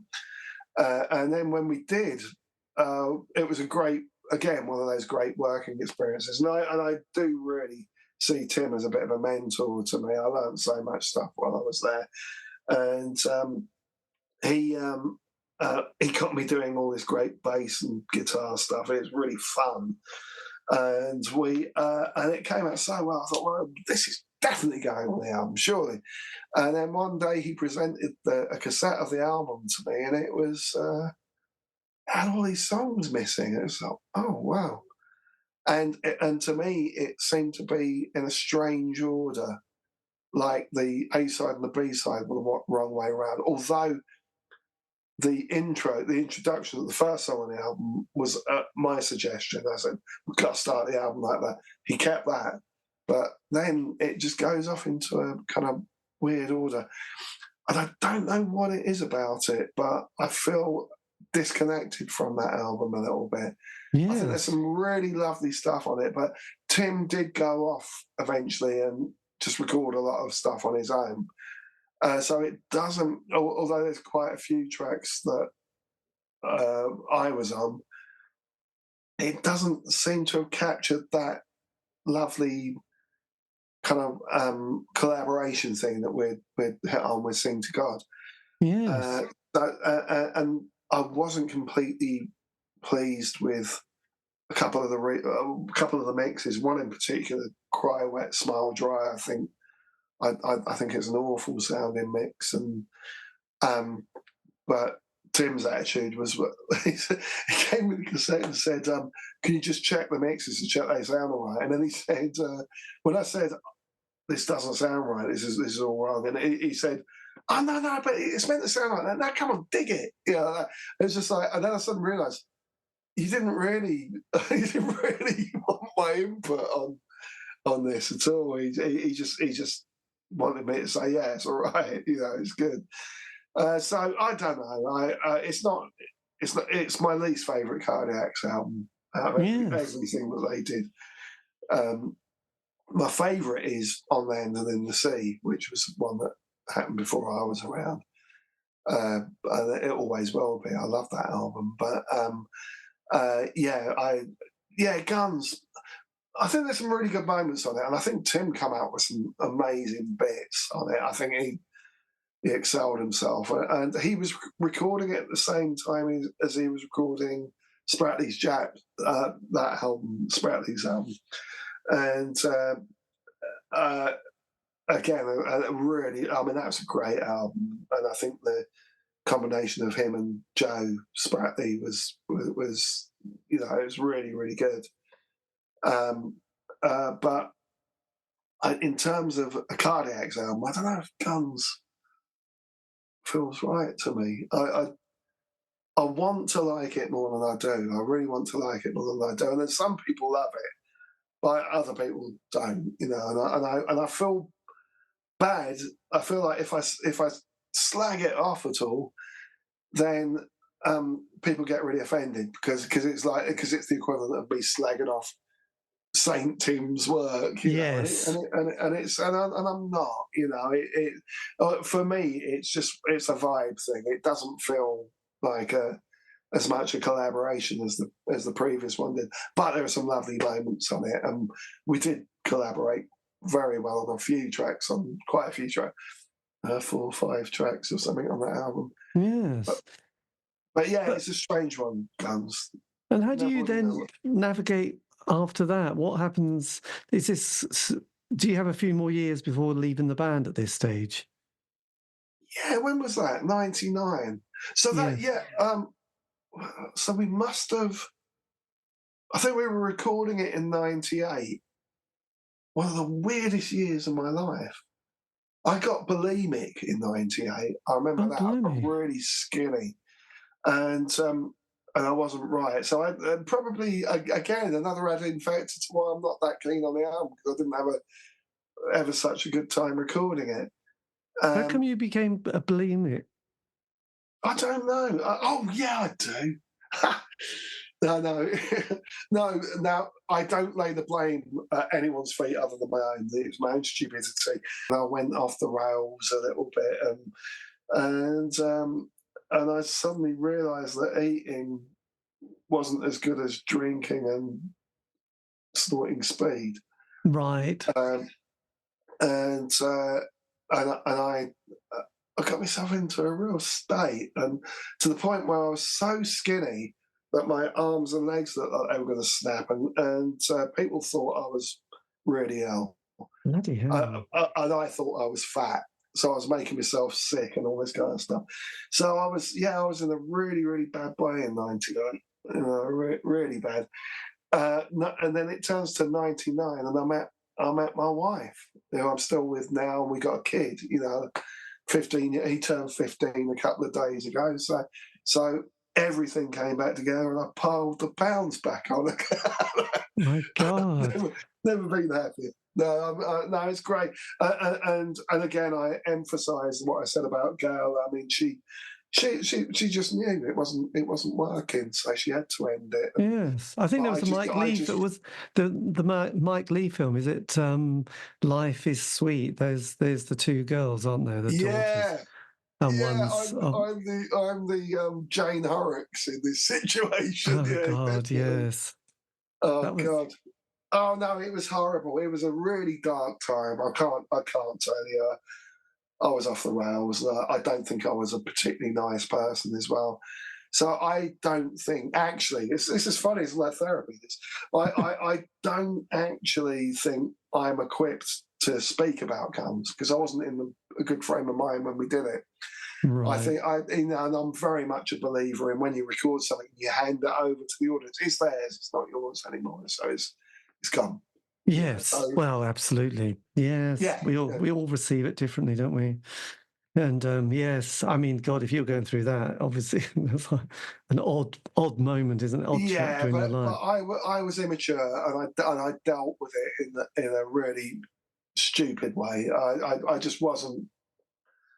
I wasn't equipped to deal with it because I think I was a slow grower really. I mean, as I say, when I joined Cardiacs when I was 21, and Tim rings me up and says, "Can you come to London?" I'd never been on a tube on my own. I thought, well, how am I going to do that? It's Yes. just like I was really, really unworldly. I didn't know. I was from the elbow, Well, and yes. yeah, yeah. So So then a few years later, do you then leave the Cardiacs to do other musical projects? yeah, but that was a bit sad. I mean, it became difficult because poor Tim and Jim's mum got ill, and they had to look after her around the clock, sort of thing. Bless them, and it was really hard for them having to do that. Meanwhile, I needed to work, and we were doing one gig a year at the Astoria, and so I ended up getting closer to Ginger Wildheart, who's our Silver Ginger 5 album I played on, which Tim produced. So it's his fault.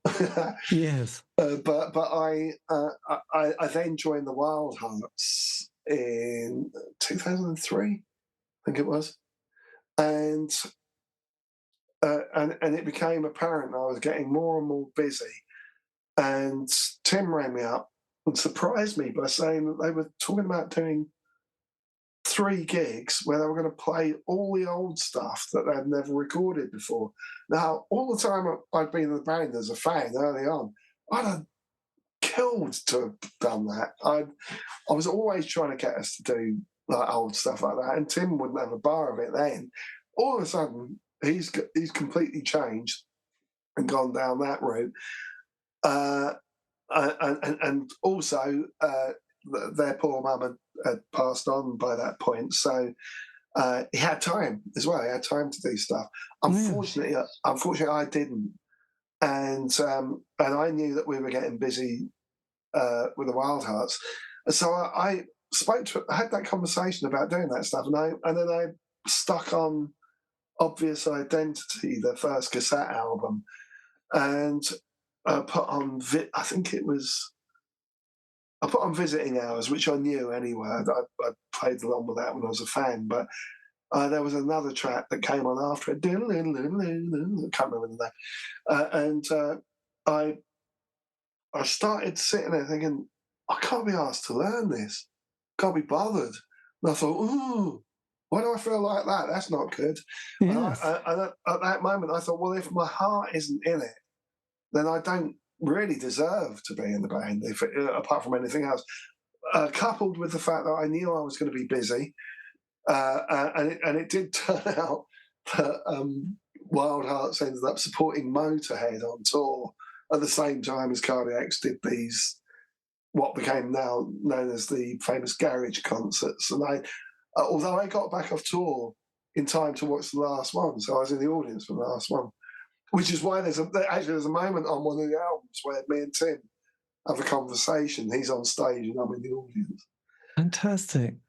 Which is funny, but no, it was sad because I didn't really want to leave because I love the band, and I certainly love Tim and Jim, and Bob and everyone. I know they're my brothers, but I knew that I didn't have the time to do it. And I didn't want to do it in a half-assed part-time sort of way anyway, So, I mean, what happened after that? Well, I immediately said, get Carvis in, because Carvis had guitar teched for the band in the group. And I said, just get Carvis in. He'll do it.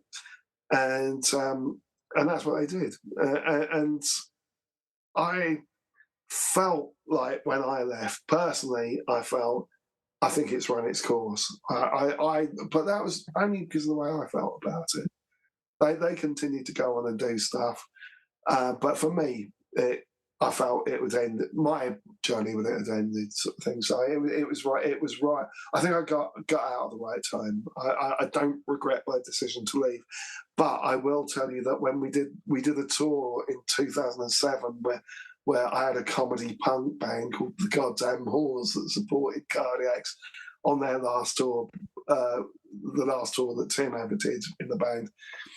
And when Jim went to drop me off in the car, I just burst into tears and told him how much I missed playing in the band. And then I had a conversation with Bob saying that the one thing that I would do, I would come back for if this was ever to be a thing, would be to do to tour Sing to God, playing both discs with the heads as a backdrop, and I that was the one thing I always thought I would always love to do that. And then very shortly after that conversation, Tim had his thing where he got ill, and that was the bloody end of that, really. Yeah, Christ almighty. That is just not good, is it? No.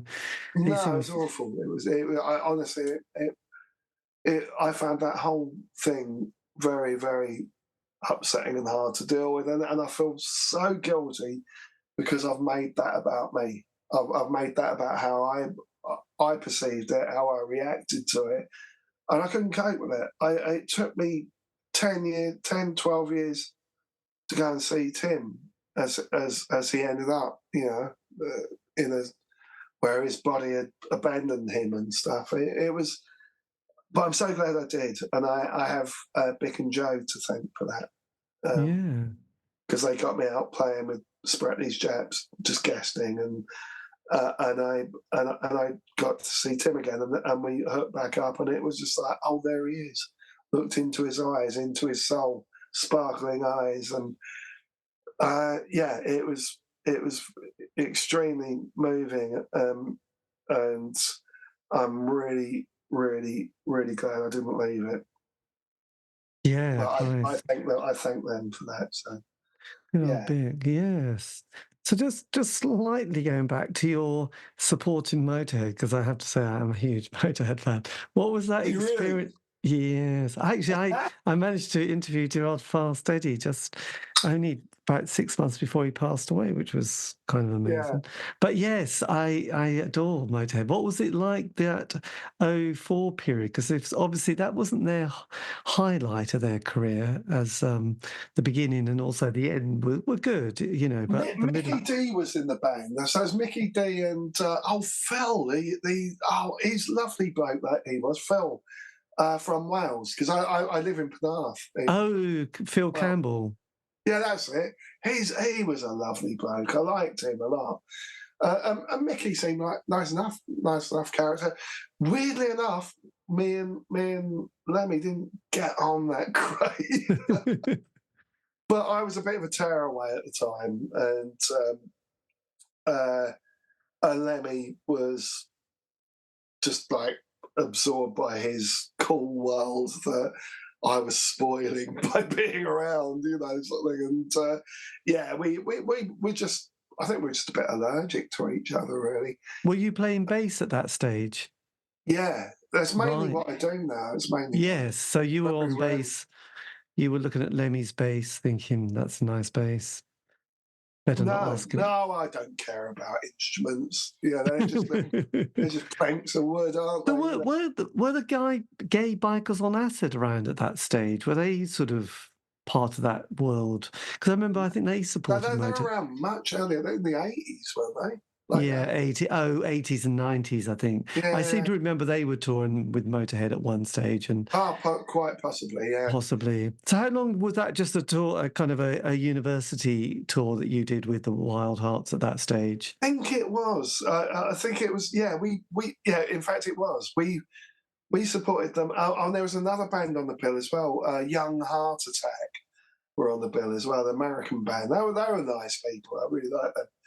They had this guitarist called Frenchie that he was hysterical. It was back when the Darkness was going. So Frankie Pallane had a moustache, and so did the bloke out of a Young Heart Attack. And at the time, a solitary moustache was the funniest thing in the world, which is just like, doesn't mean a thing. No. But at the time, it was really, really funny. And Frenchie had a moustache. That's what I remember. It's not the only thing I remember about him, but it was something I remember about him. But it's weird. You see, I always felt like I kind of infiltrated that world a little bit, because a lot of the people that follow the Wildhearts and that are they're quite metal, you know. Yes. And I always was in deep fear of being found out for the charlatan that I really am, because I'm much more of a mod than a rocker, you know. But, yes, it would have been like Quadrophenia, wouldn't it? Really? Yeah. So, but with the Wildhearts, then you've been in it and out of it quite a lot, haven't you? You've been part of, but you're in it. You're in it for keeps now. Well, who knows? Ginger's a mate, right? We met. I've known Ginger for the same amount of time I've known my wife, and bless him. I mean, he struggles. He has problems. You know, he deals with mental illness. You know, and it's not an easy thing to do. So in order to kind of remain in somebody's life who's bipolar, you have to kind of take on board some of the darker stuff as well as the nice stuff. Blimey. And I think as a friend, you sort of owe that to them if you're their friend. I think. Yes. And so I've always Tim loved him. I've always tried to support Ginger as much as I could. I think that whenever I feel, if ever there's ever been periods of time I haven't seen him, it's because I felt that me being in the equation was a bad thing.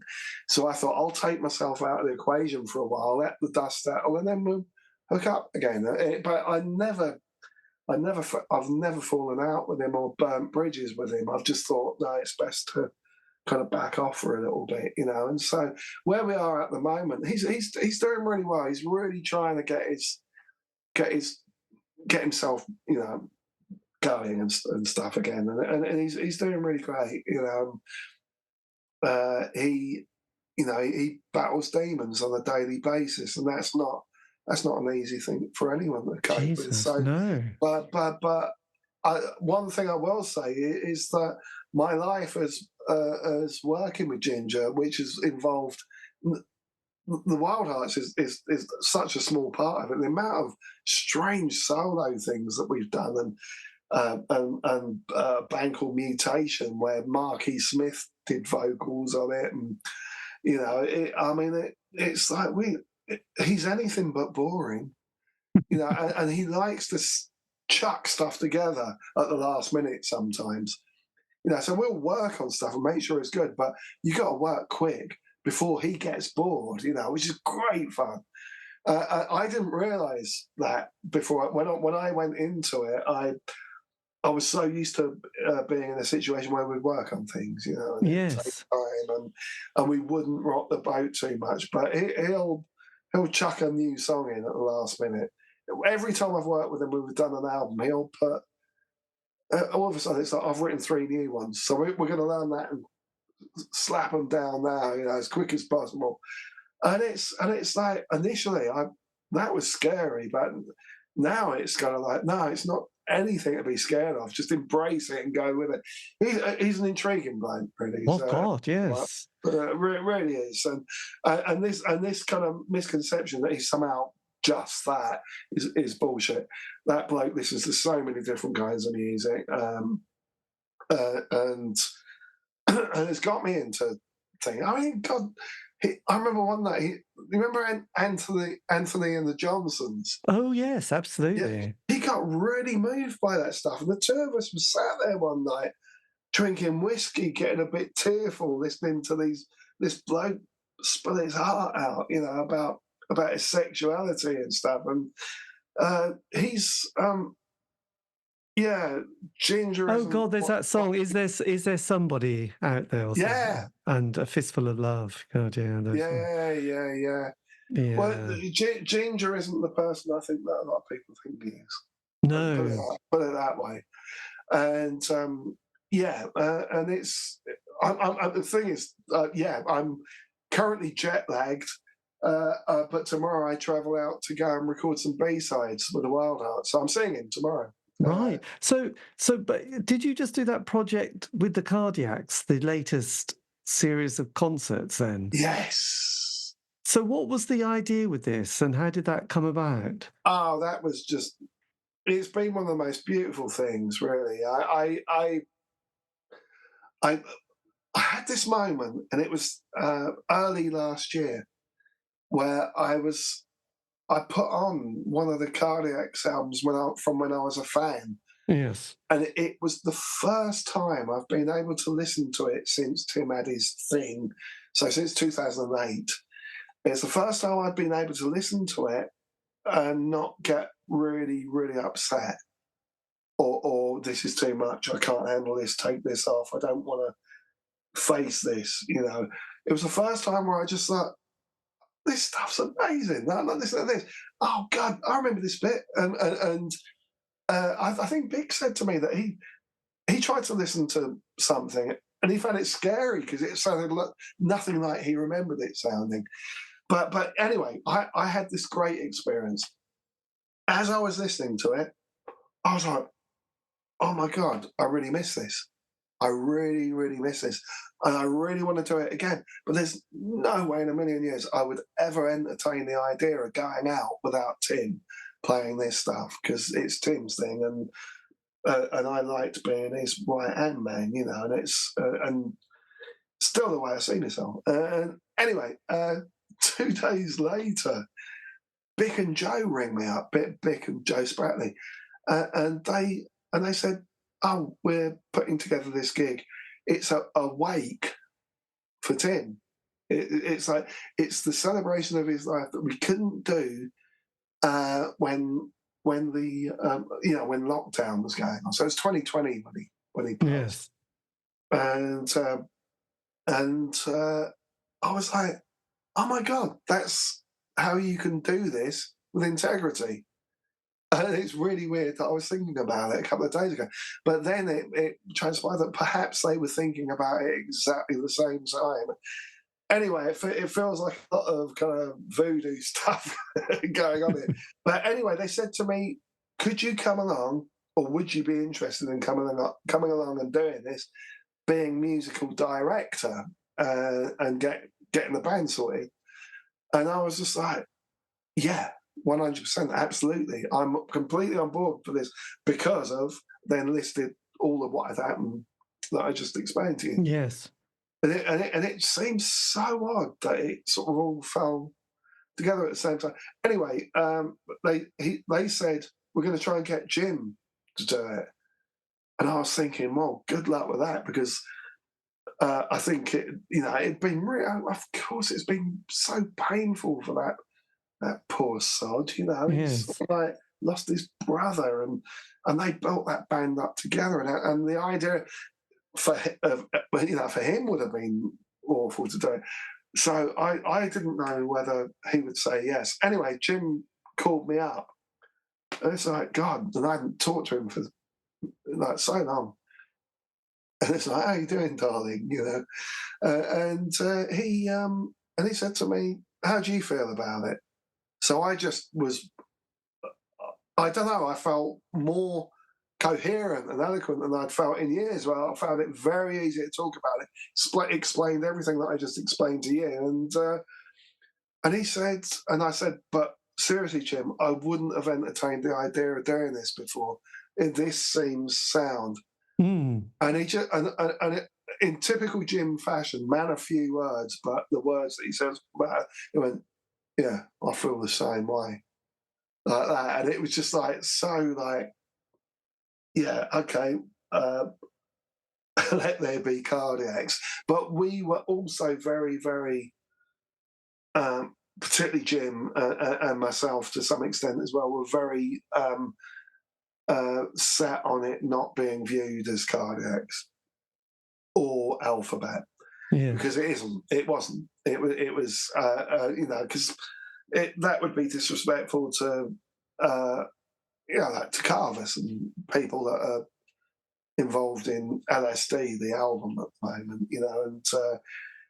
and so it was very much like, no, we're going to go out and we're going to do this thing. So when we went and rehearsed it, it was just so weird, because initially what I did was kind of figure out what me and Vic were going to do, because I had to change all of my guitar parts so that I could play Tim's parts, and also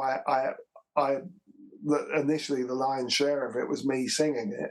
Yes. So all of a sudden I'm rejoining a band with all these songs that are very familiar, but I have to put my fingers in different places. And it's very quite a strange thing to do. So there's no muscle memory allowed. You have to just relearn everything. So I figured out first what I would do and what Vic would do, and I think I sent him a recording of what I felt his parts would be, and without being too much of a Hitler about it, but and then and also Bob Leith, we'd already arranged that he was going to come over and see me. We hadn't seen each other for quite some years, and he was going to come and visit me. And then I put it to him. I said, "Look, we're talking about doing this thing. Are you in?" And he said, "No, I've heard about this already." And he said, "No, I'm not." He felt he was too old to do it, that he wouldn't have the energy to do it. It's crazy because, other than Bick, he's like, oh, and Craig, percussionist and stuff. He's like this kind of real kind of svelte, like, he's a thin bloke, Yes. looks quite well, But he was worried. He was really concerned that he wouldn't be able to do it. And so it was looking like he wasn't going to. And then I talked him into it because I can't remember how I did it, but it was one of those things a little bit like where someone says to you, well, maybe I could get up and do 2 songs or something. I said, you can do the whole thing if you want. And in the end, he was like, all right, yeah, very clever. Okay, you talked me into it. So he came on. And honestly, it's been lovely having Bob doing it because when we were in the band, the version of the band that me and Bob were in, we used to use backing tracks for the keyboards Yes. and various bits. And so he had this click going in his ear, going, and he had to play along with that. So it was never free. He never got to play.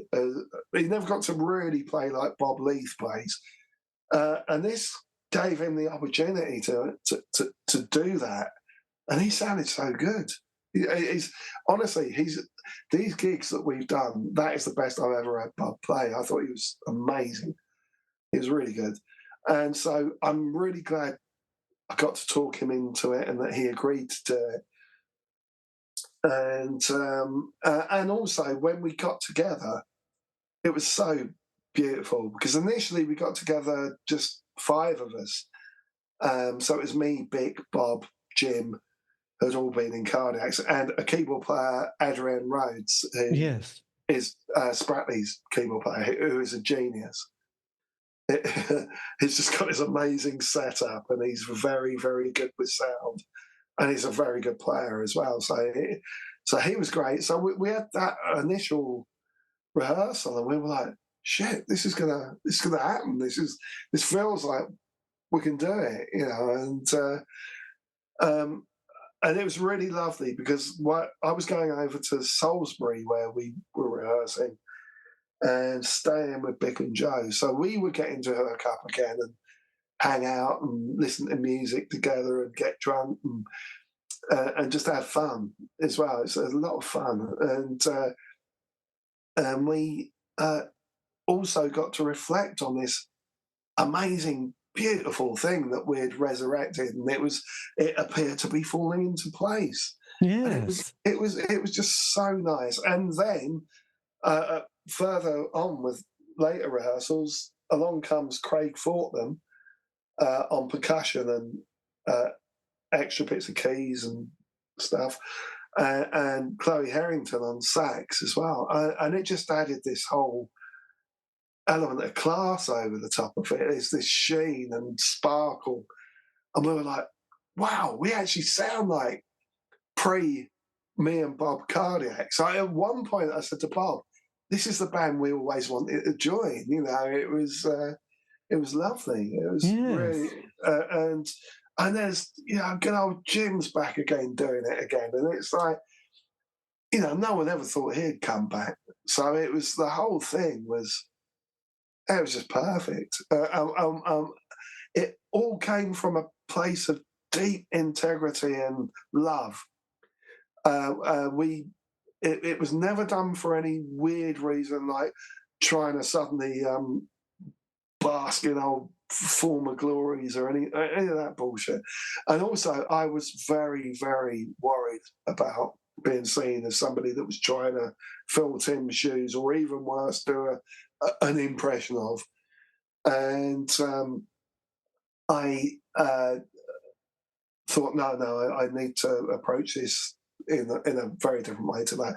I was terrified before the first gig. Yeah, I would imagine. I thought I was going to get bottled off.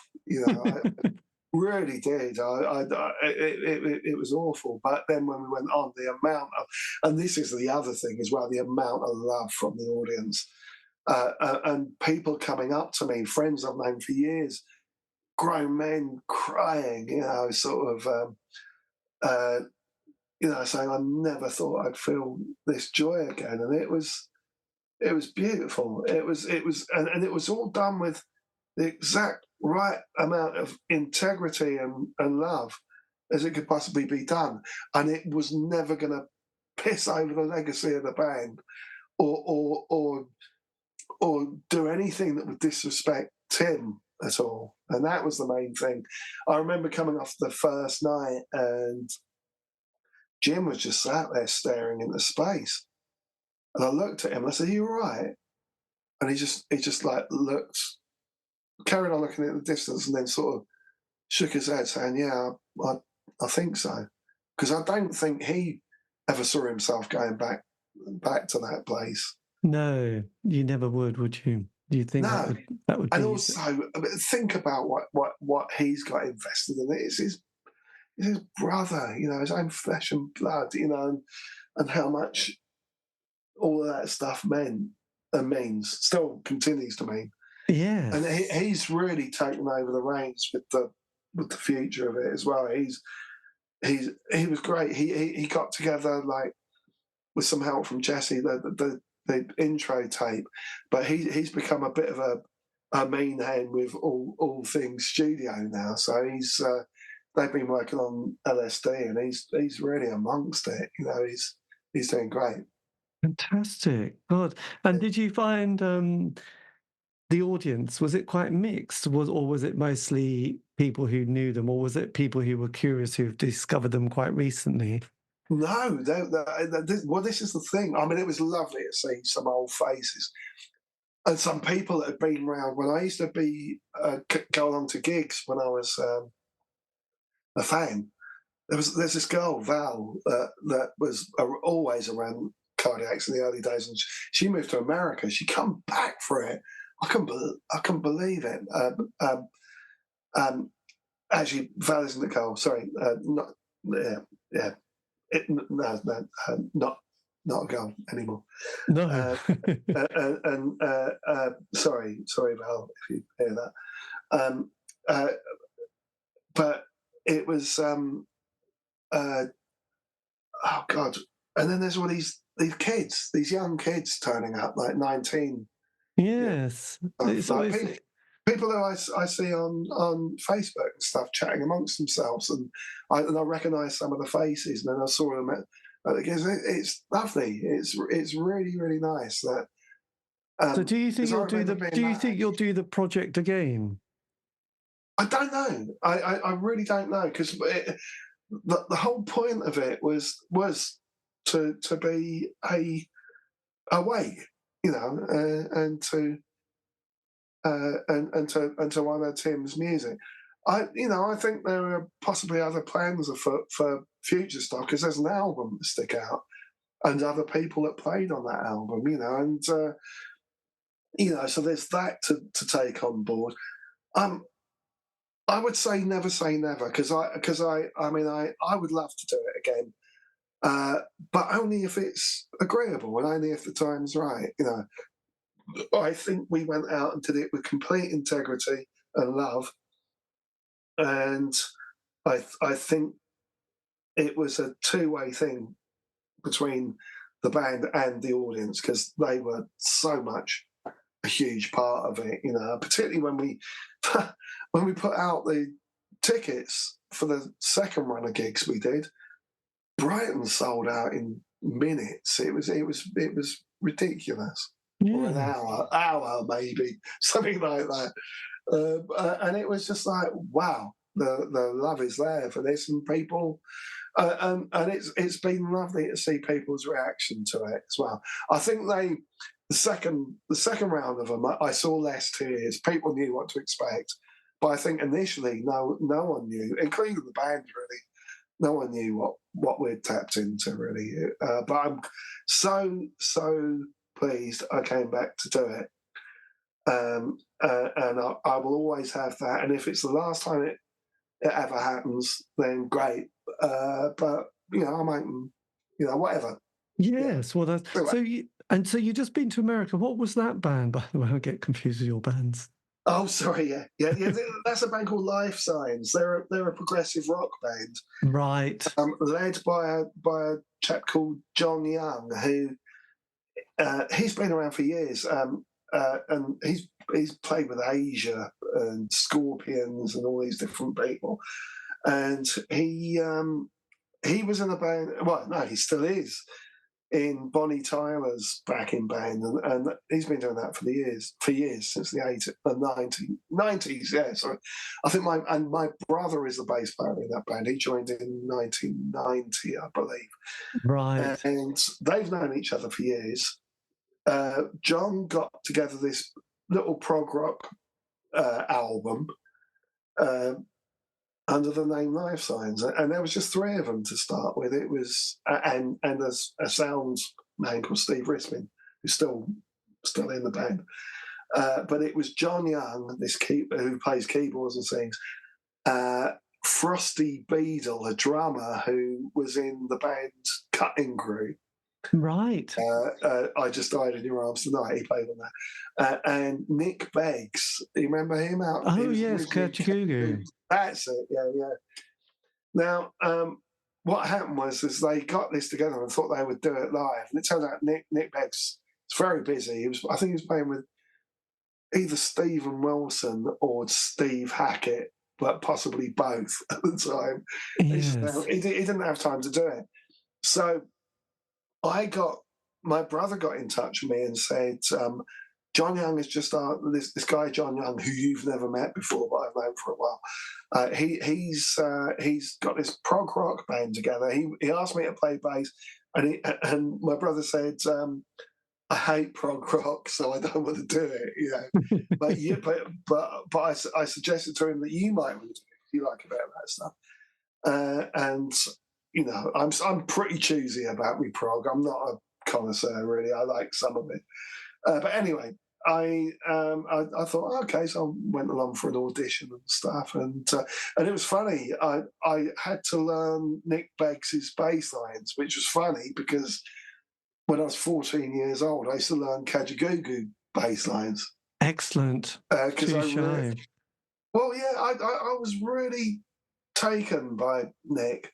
Yes. Again, it was similar to the Japan thing where there was a bass player that was the thing that hooked me in initially. And I thought, oh yeah, money for old rope. Learning Nick Beggs' bass lines again, but this time for a job, you know.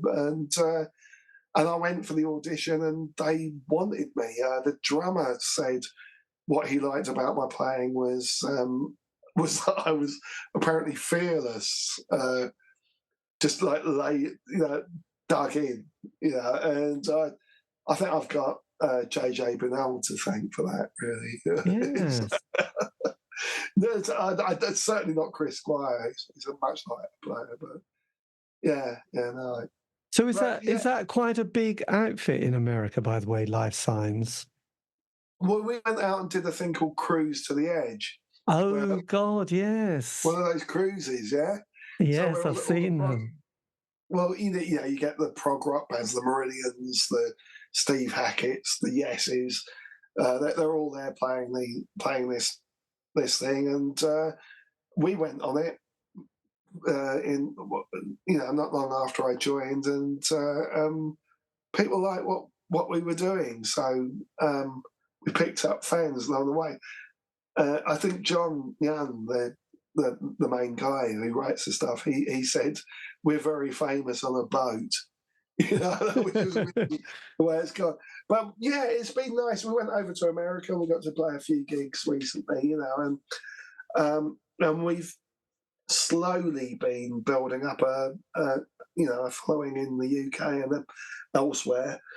And John describes us as fiercely independent, which is funny.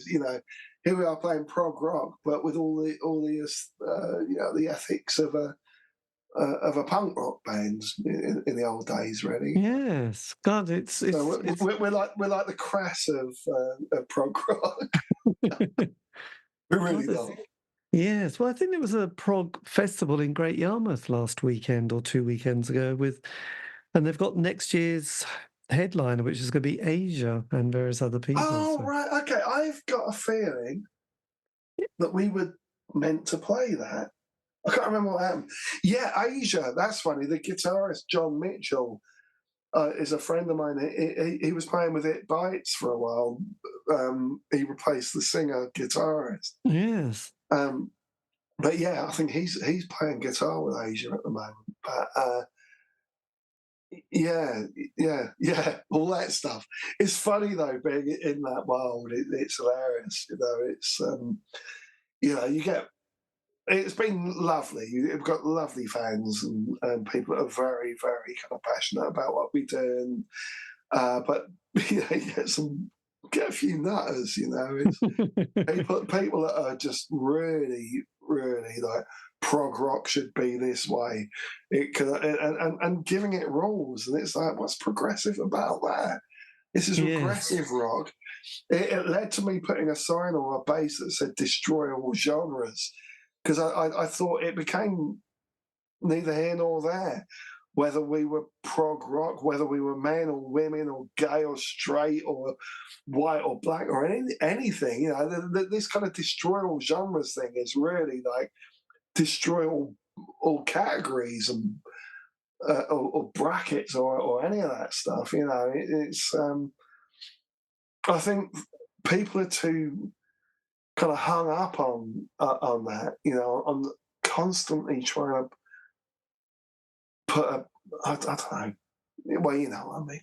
Yes, absolutely. I think it's well, I think when we were younger and music was a bit more tribal, I could understand it, but now Yeah, but I kind of think, I always think, don't knock young people. We were all sort of arting around, struggling when we were young, and it wasn't that great. But, so I don't knock what young people are going through, because I think, God, I was completely lost. But kind of as I got older, because I, as I mentioned, I did like prog, and then you felt a bit embarrassed, and now you think, I don't really care anymore. You know what I mean? It's like I really, I'll put on, like you mentioned Bonnie Tyler. I think, I'll just enjoy it for what it is. I'll put on anything for what it is that if I like it, and then I'll get bored and I'll put on something else. But I'm not that hung up, and I can't imagine being with somebody. I have met some people my age who are a bit tedious, because they're like, music was great in our day, but music now isn't good, and it's like, oh fucking hell, I can't cope with this. Nostalgia. I honestly, now this is something that I'm struggling. Can we pause again? Oh yeah. Sorry. I'll be back. Okay, that's good. Yes. Yeah, so nostalgia. It's tricky, isn't it? Bitter nostalgia. You know what I mean? That's what we're just talking about, right? So yes. It's that thing. And do you know where I see it the most? It's on social media, Facebook. You get suggested all these different groups, and a lot of them some of them about 70s comedy, some of them about there's one that I'm actually a member of, and I don't drive or anything, but it's British Road Scene 1955 to 1995. Do you know this one? No. British, what's it called? British Road Scene. Oh. Now it's gone from me looking at it because I really like seeing old cars like Capris and Zephyrs and Cortinas and stuff like that, and seeing the what roads look like back then, to me just laughing hysterically at the comment sections. Yes, we all do. Well, it becomes about okay, your average comment will be not a pair of ripped jeans or a mobile phone in sight, sent from a smartphone. It's just ridiculous, and it inevitably descends into some a racist connotation, or a gender, a racist. Yes. Or sexist, or it was better back then, and it becomes like, hang about. Political correctness gone mad, or it's woke, and God, yeah. that. And it's all daft, you know. There's something in the middle, but I cannot be doing with bitter nostalgia. You know, yes, there were things about the past I absolutely loved. Like you mentioned the tribal situation with stuff you listened to. In a way, it was almost better when we had less choice. You know, there's something to be said for that. Yes. But at the same time, we've got access to so much stuff now that I'm hearing. Certainly, I mean, I remember when I joined Cardiacs, or when I first got to know Cardiacs, they were like, "Oh God, when they heard Ad Nauseam, it's like there's another one of us about," which seems ridiculous now, because if I had heard half of the stuff that's around now back then, I'd have been like, "God, somebody else is doing it, or they're doing it," or you know. So that there is, you know, for all of the faults of modern life, and there's a lot of faults, particularly politically. There is this choice of so much great stuff to go and check out, you know, that wasn't around in the late 80s. No, absolutely. And I think, I mean, it was nice. It was quite comfortable or easy when there was like gatekeepers. But if you know, like I met a lot of people who went, well, Jon Poole didn't like us, the NME didn't like us, we didn't get much. So our career kind of got whacked before it even could start, because there was no other place to go. And we weren't going to get played on daytime radio. So it was like, that was a bit disappointing, really, wasn't it? You know, no, you're right. I mean, I remember that for years, Jon Poole wouldn't touch Cardiacs. But I've since been informed that it wasn't him; it was John Walters, his producer. Now, I never resented Jon Poole, because I just thank him for everything he gave us. Yes. You know, like the amount of bands that I am a fan of because he played them on his show. How could you ever like be resentful towards him? You know, but. And also later down the line, I think he did a session for Sea Nymphs, one of Tim's bands, who I think Organ sorted out.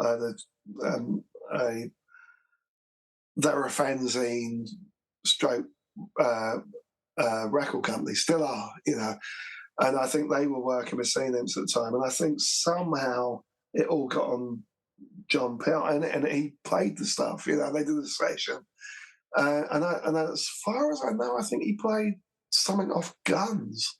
Yeah, because I'd heard a rumor before that the reason that he didn't like Cardiacs was because he'd seen a photograph similar to the one that I saw when I first saw them, and thought that they were taking like making fun of mental illness. Right. And that's the story that was going around. But I now doubt that even was a thing. I don't know. I think, well, I suppose just going back to that nostalgia thing, I think it just, and this is why I'm dreading being in a care home, that I'm not that good at sort of going back and reminiscing, because it's like, actually, when we were, if you remember going back to those times, we didn't wake up every morning, you know, going, wow, this is fantastic, another day, aren't we all excited? I can remember sitting around, just a lot of people moaning and criticising and saying, God, everything's shit. And so it's like, yes. So it was like, yes, now we look back and we think, God, yeah, actually that was quite comfortable. We did have the dole, we did have sort of student grants, but we didn't appreciate any of it. You know, we did have the Norwich Arts Centre that you could go and see bands for like £2. But again, we didn't sort of go, I feel really grateful. It was just like we were just a bit moany, really. But, I would have been pissing and moaning about Thatcher at the time. You know, it's just like, you know, oh God, you know, I don't know. It was, you never. Oh my God, is it just as simple as the grass is always greener somewhere under the cliches? You know, it really. I mean, honestly, people are just fucking idiots. Basically, they don't know what they've got, but then they never bloody did. You know, No, this is that was true.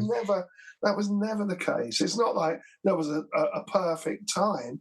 I mean, the whole punk thing came out of people being displeased with what was going on, but yet somehow that's been metamorphosized into this like glorious era of romance and passion and fun, you know, and it just wasn't that. It was miserable.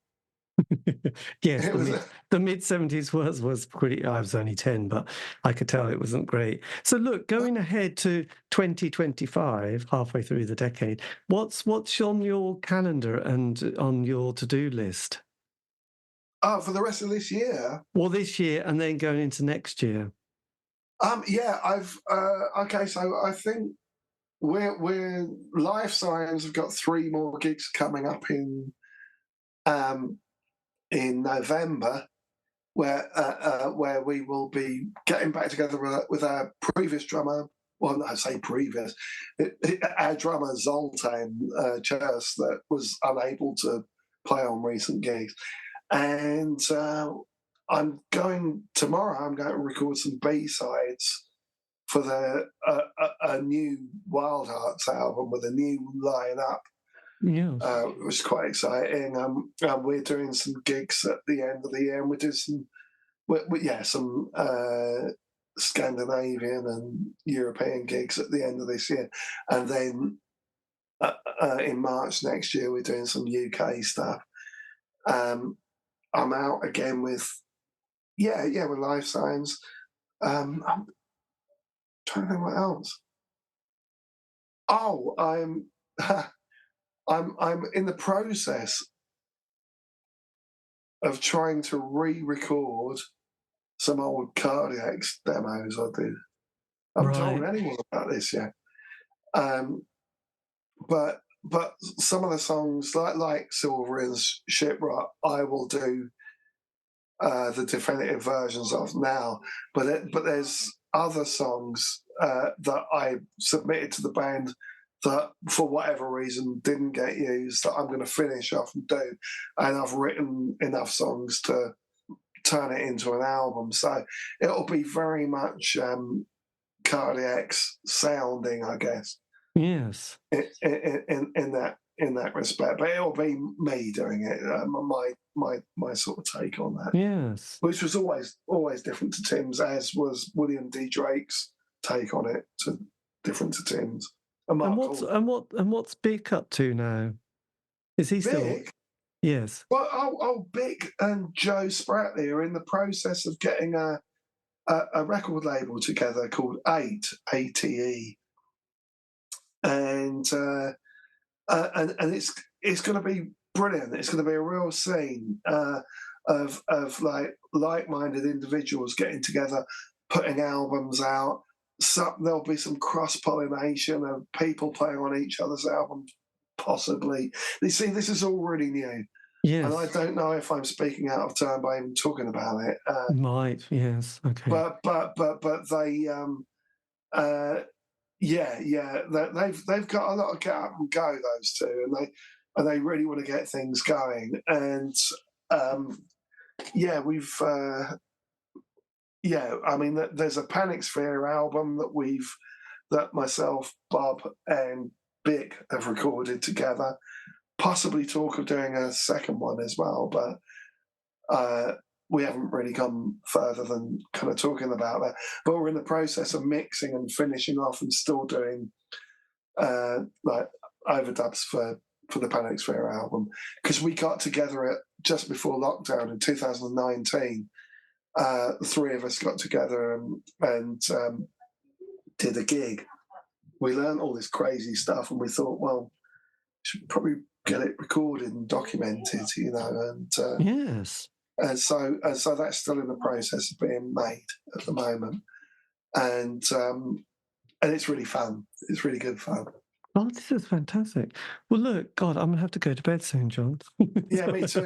My wife has just come in, so Yes, I just realised this is getting quite late. But look, thank you ever so much. It's been amazing, your story, actually. Quite boggling. Oh, thank you. You know what? I've really enjoyed it. It's been lovely kind of chatting about music as well. You know, I mean, like, you know, both of a similar age, slightly older than me, but Yes. but yeah, we have a lot of the same reference points, and to talk about this stuff has been lovely. Yeah, no, it's been lovely. great to hear about your musical journey. It's quite stunning. So, yes, well, look, good luck for the next period. And yes, I'll hopefully speak to Bick again one day when he's got another project on. It'd be amazing. Yeah. Oh, well, there's lots coming up. Yeah.